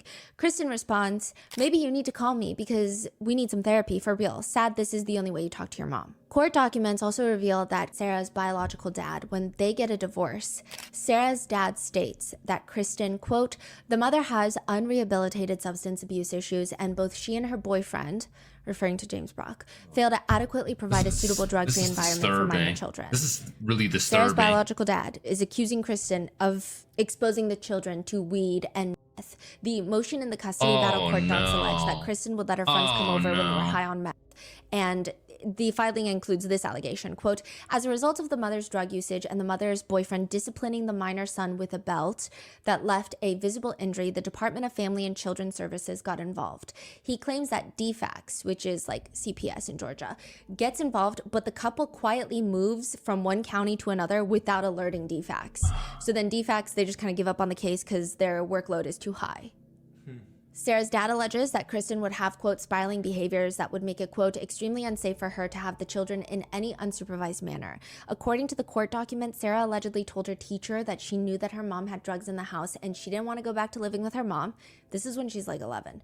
The court doc reads, "The minor daughter is able to express whether her mother hides the illegal drugs in the house, like where, what the drugs look like in the packaging, and the foul odor of the..." Sarah's biological dad alleges that during one incident, Sarah was in the car with her brother and Kristen and James, along with some random adults that are friends with Kristen, in which Sarah had to, quote, "force to put a blanket over her face to avoid having vomit slung at her." I guess one of the friends was high and drunk and was vomiting everywhere. And he also alleges that Kristen would get super drunk and just send drunk videos to family members and friends. But like most custody battles, I mean, I think the dirt was slung both ways. Kristen would also allege the biological father of being drunk when he was taking care of his kids. But ultimately, in March of 2020, it was ordered that the two would split custody 50-50. That's when Sarah is 11. Kristen's dad is saying, yes, they had a rough life. They had a lot of past histories and transgressions that were not great, but they learned from it and they were turning a new leaf. They were going to the church in Carlton. They were getting their life together. And then this happened. But in 2022, James filed a temporary protection order against Kristen, claiming that he was terrified of his own wife. He was terrified for his own safety and for their youngest daughter. He claims that he was inside of a barn when Kristen tried to run him over. Side note, Kristen's dad will later state that this is not true, remember? But in that filing, he claims that in 2022, Kristen was abusing prescription medication. He also accuses of her abuse during the relationship, stating that she was hitting him, destroying his property, and had even threatened to kill him. And I think this is... That is bad. That is bad. where, I mean, I think you guys are smart. You guys always do your own research. If you were to go out there and start Googling this case, these are the types of discourse that you would come across, and I feel like you would come to your own conclusion. But I think it's very interesting of the question of, are these things that should be in the discourse of these types of conversations around this case? For example, James's family, they don't really think so. They say everybody has a past. It's not every day that your posts from Facebook get brought up for the world to see from 5 years ago, 8 years ago. It doesn't matter. That's not a normal thing that happens. Everyone has fights on the internet or whatever. But as far as the case goes, that has nothing to do with the case as far as we're concerned, because we're confident that the investigators have looked at every avenue. They know their past. They know everything. So she's saying it's kind of like muddying the waters when it doesn't really have a connection with the case. But others, on the other hand, are saying, but it does, because if that's the house that Sarah's living in, then it can kind of explain why she might have had a motive. So it's just been interesting. I will say that a lot of people have spoken highly of the couple. In particular, a lot of people have spoken very highly of James. He had multiple different heart surgeries, including the one to get the LVAD attached to him, which, by the way, would indicate that he's probably clean. Because if you're awaiting a heart transplant, they do a lot of tests, like a lot of toxicology Yeah, I screenings. can't even imagine If it's showing that you have any sort of illegal substance, That just in looks you, painful. you're gonna be inactive on the wait list for a heart transplant. They're not gonna give you a heart transplant. They're just not. So it wouldn't make sense. And then with all of his heart conditions, I highly doubt that he was partaking in any substance abuse at this point. But he's. It doesn't seem likely, because like, why would he, knowing that he has a bad heart condition? Seems like a really kind soul, is what a lot of people say. There is this voicemail of him, and this is right before he goes into heart surgery. He's calling his niece, and he leaves a voicemail, and he's like, you know that movie Ted? I know you've probably seen that movie Ted with Mark Wahlberg, the teddy bear. And at the end of it, he gets ripped apart, and they sew them back together, and then they Yeah, I remember that movie. You know, alive again. And in the morning when he wakes up and he talks to him, he's like, I just want to tell you that I love you for something. That way, in case I wake up after the surgery and I can't talk to them, going, you already know what I'm trying to say. I see where this is going. Oh. And he's like comforting her Oh, before he no, goes that's sad. into open heart That's surgery. sad. And it just seems very complicated. One netizen comment reads, "The history does matter. Murder is never okay, but sometimes history does matter." Which brings me to where I do think people are maybe crossing the line. I think up until this point, the arrest, the child cruelty charges, I feel like those are things that people are having some appropriate discussions about. One of the trickier things about this case is there is a photo that is circulating on the internet, and if you just Google this case, go on one Reddit forum, you're probably going to click a few links and get there. And it is of James at the hospital where he is taking a family picture with all of them, and he has his hand around Sarah Patrick's waist. And it appears, we don't know, but it appears. And I think I know exactly what she's talking about, because I did see this on Instagram, I believe. That it's But resting near her body. Before like I near even her say butt. something, let's see. Like his hand is resting on Yeah, her butt. it was this. It was exactly this post. Yeah, I understand two sides of the argument, because yeah, his hand placement should not be there. For one, that is very weird. But then there's that other perspective that, considering that he has a bad heart condition, we don't even know if he was even aware that his hand was there. We don't even know that he had the ability to move his arm like how he used to. We don't even know if he was able to function. I mean, if you look at his face in this image, he's not even like looking straight. He's looking at the little girl, the younger sister. So I don't even think he's aware. I don't even think he's aware of his hand placement. But I know that there's gonna be a bunch of people that are gonna be saying, yeah, nah. The moment you look at this photo, you can tell that she got abused. So this could be I'm a neutral. Photoshop. I'm neutral, completely neutral to this, because I don't know the intentions behind this. But I will say I understand both sides of the argument. image. This could be, I mean, it's not very, 100% very verified. off-putting. It's not. And also, I think people have very polarizing views about this picture. People first look at this picture, they say, nope, I'm done. Yep. This is, I think there's abuse in that house. Exactly what I just said. Exactly what I just said. And then there are other people that say, we know nothing. In fact, this is such a reach. Another. So some people who are saying this is a reach says, I was on point. Look clearly. She's this saying is exactly Emory what I said. Hospital in Atlanta. He's in hospital socks. He's in a wheelchair. He probably is drugged out of his mind. He's not even stable. Yeah, exactly. There could have been a possibility that he's drugged. Gone through surgery. He's taken a picture. But we don't know. We don't know, and we're never going to know. He doesn't even know what his hand is resting on. Like this, he's not thinking right now. He's just taking a picture because his family came to visit him. They're saying he literally is in so much pain and probably on so much sedatives that he can't even be creepy. Like your brain just can't do that in that type of situation. So they're saying like it's actually a disgusting reach for people to post this picture and act like there's something sinister going on in this house and talking about him as if he's some sexually abusive stepfather without having any evidence. In fact, one of Sarah's family friends stated that Sarah told her straight up that there was no sexual abuse. Like he would never. But others are arguing, yeah, but a lot of people don't admit to abuse. Some people are just saying, hey, if he can't lift his arm more than where her butt is, don't put your arm around them at all. Some people are saying, well, it looks like his hand is hovering.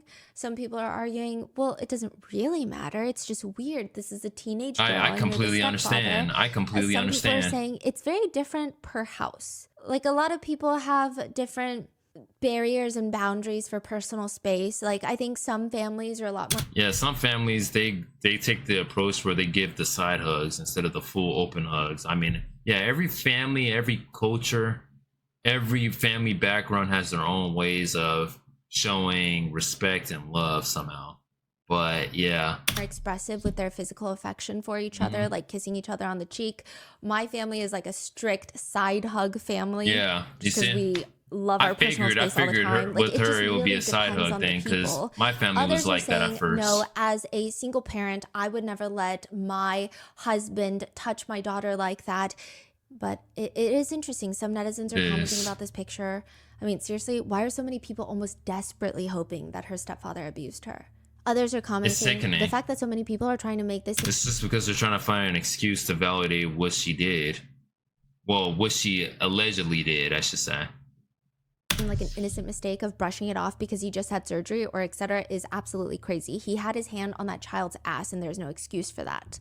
Others argue this is a disgusting reach. And then people are commenting back, yeah, because he's reaching for her butt. And it just feels like, again, this is not a situation where either side is. But then again, they're over here talking like they know. They know what his mindset and his true intentions were when you in fact don't. How could you say that if there's no proof or evidence behind it? It's just like a whole slippery slope. It's a huge slippery slope situation. Going to convince another person to see it their way. It's just been a lot. But yeah, it's all based on how someone perceives the image and experiences injected into. I'm not defending him because I could be completely dead wrong. Dates, anything? But I think she has a bond hearing. I'm open-minded to think of other possibilities. I'm basing it off of the fact that he had a heart condition, and you can't sit here and say that you know what it's like for someone with a heart condition where they have to get open heart surgery. You don't even know what that is like until you experience it yourself. And Lord knows on how he was feeling after his surgery. So his niece has spoken. I'm basically just repeating everything that she brought up. And she says, well, not about this one specifically, but just in general of all of them. And she says, I think that people need to be really cautious about what they say because they don't know. Digging up stuff from, some of this stuff, I'm not even sure where people get it from. I'm like, I knew that. It's just I bold accusations. I'm friends with them on social media. Where in the world did you even get this? But they have It's not even valid. They have children that are watching. And then they're gonna say, source, trust me, bro. That's what they're gonna say. when you ask for a source. Grown children. James has That's what grandchildren. This is the always stuff that they're going to see. turns out And it may turn out that being. none of that's true. So why put that out there forever? So the other stuff really is not necessary until we know more. And I'm confident that there's a lot more to know. Which one netizen agrees, saying, oh good lord, the victim farming in this discussion. Fun fact, your own stories, however tragic, if even true, are not necessarily Sarah's story. Projecting will not help solve this crime. You know, Sarah Grace might truly just be a straight up sociopath. Plenty of girls and women are. This girl murdered her parents for internet fame and attention, and it's painfully obvious. Yeah. Now going back on the Sarah thing, I feel like part of a huge part of this whole case was just attention seeking. She was seeking validation, wanting to get likes, the views, and instead of expressing more of the fear aspects behind how her parents died, she just resorted to just posting herself crying and using viral trending sounds to post her parents' demise. I don't think, like, yeah, people like to say anytime you're grieving, they handle grief in different types of way.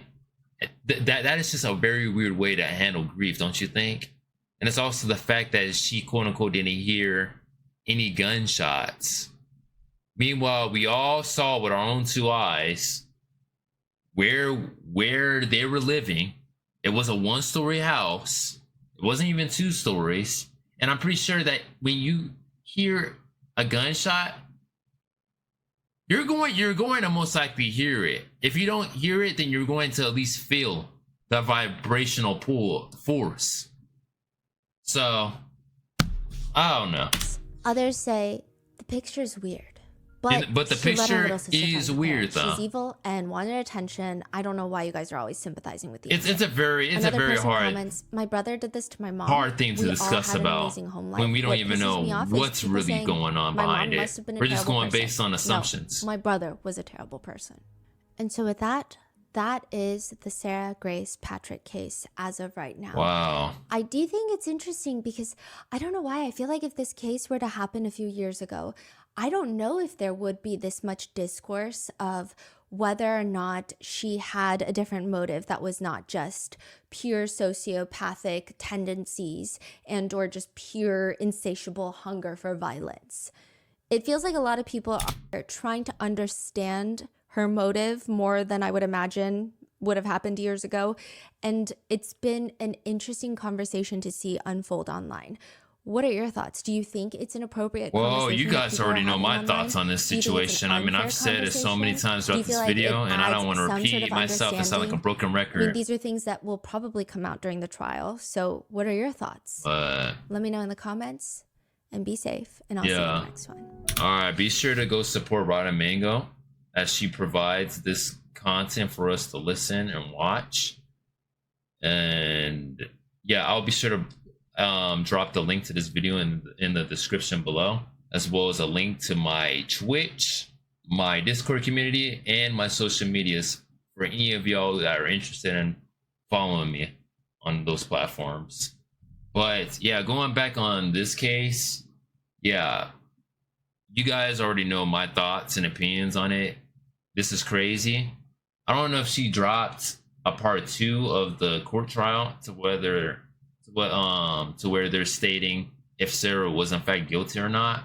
But yeah, going back on the whole social media thing, I just think that was very suspicious. And if she was quote unquote sad or grieving her parents' demise, she wouldn't have consistently posted them using viral TikTok churning sounds, and she wouldn't have allowed her little sister to find the bodies. That is a horrible thing you could ever let your younger sibling see. That is just pure devastation. But yeah, I'm not even gonna get back into this because like I said, I've already said what I needed to say throughout this video.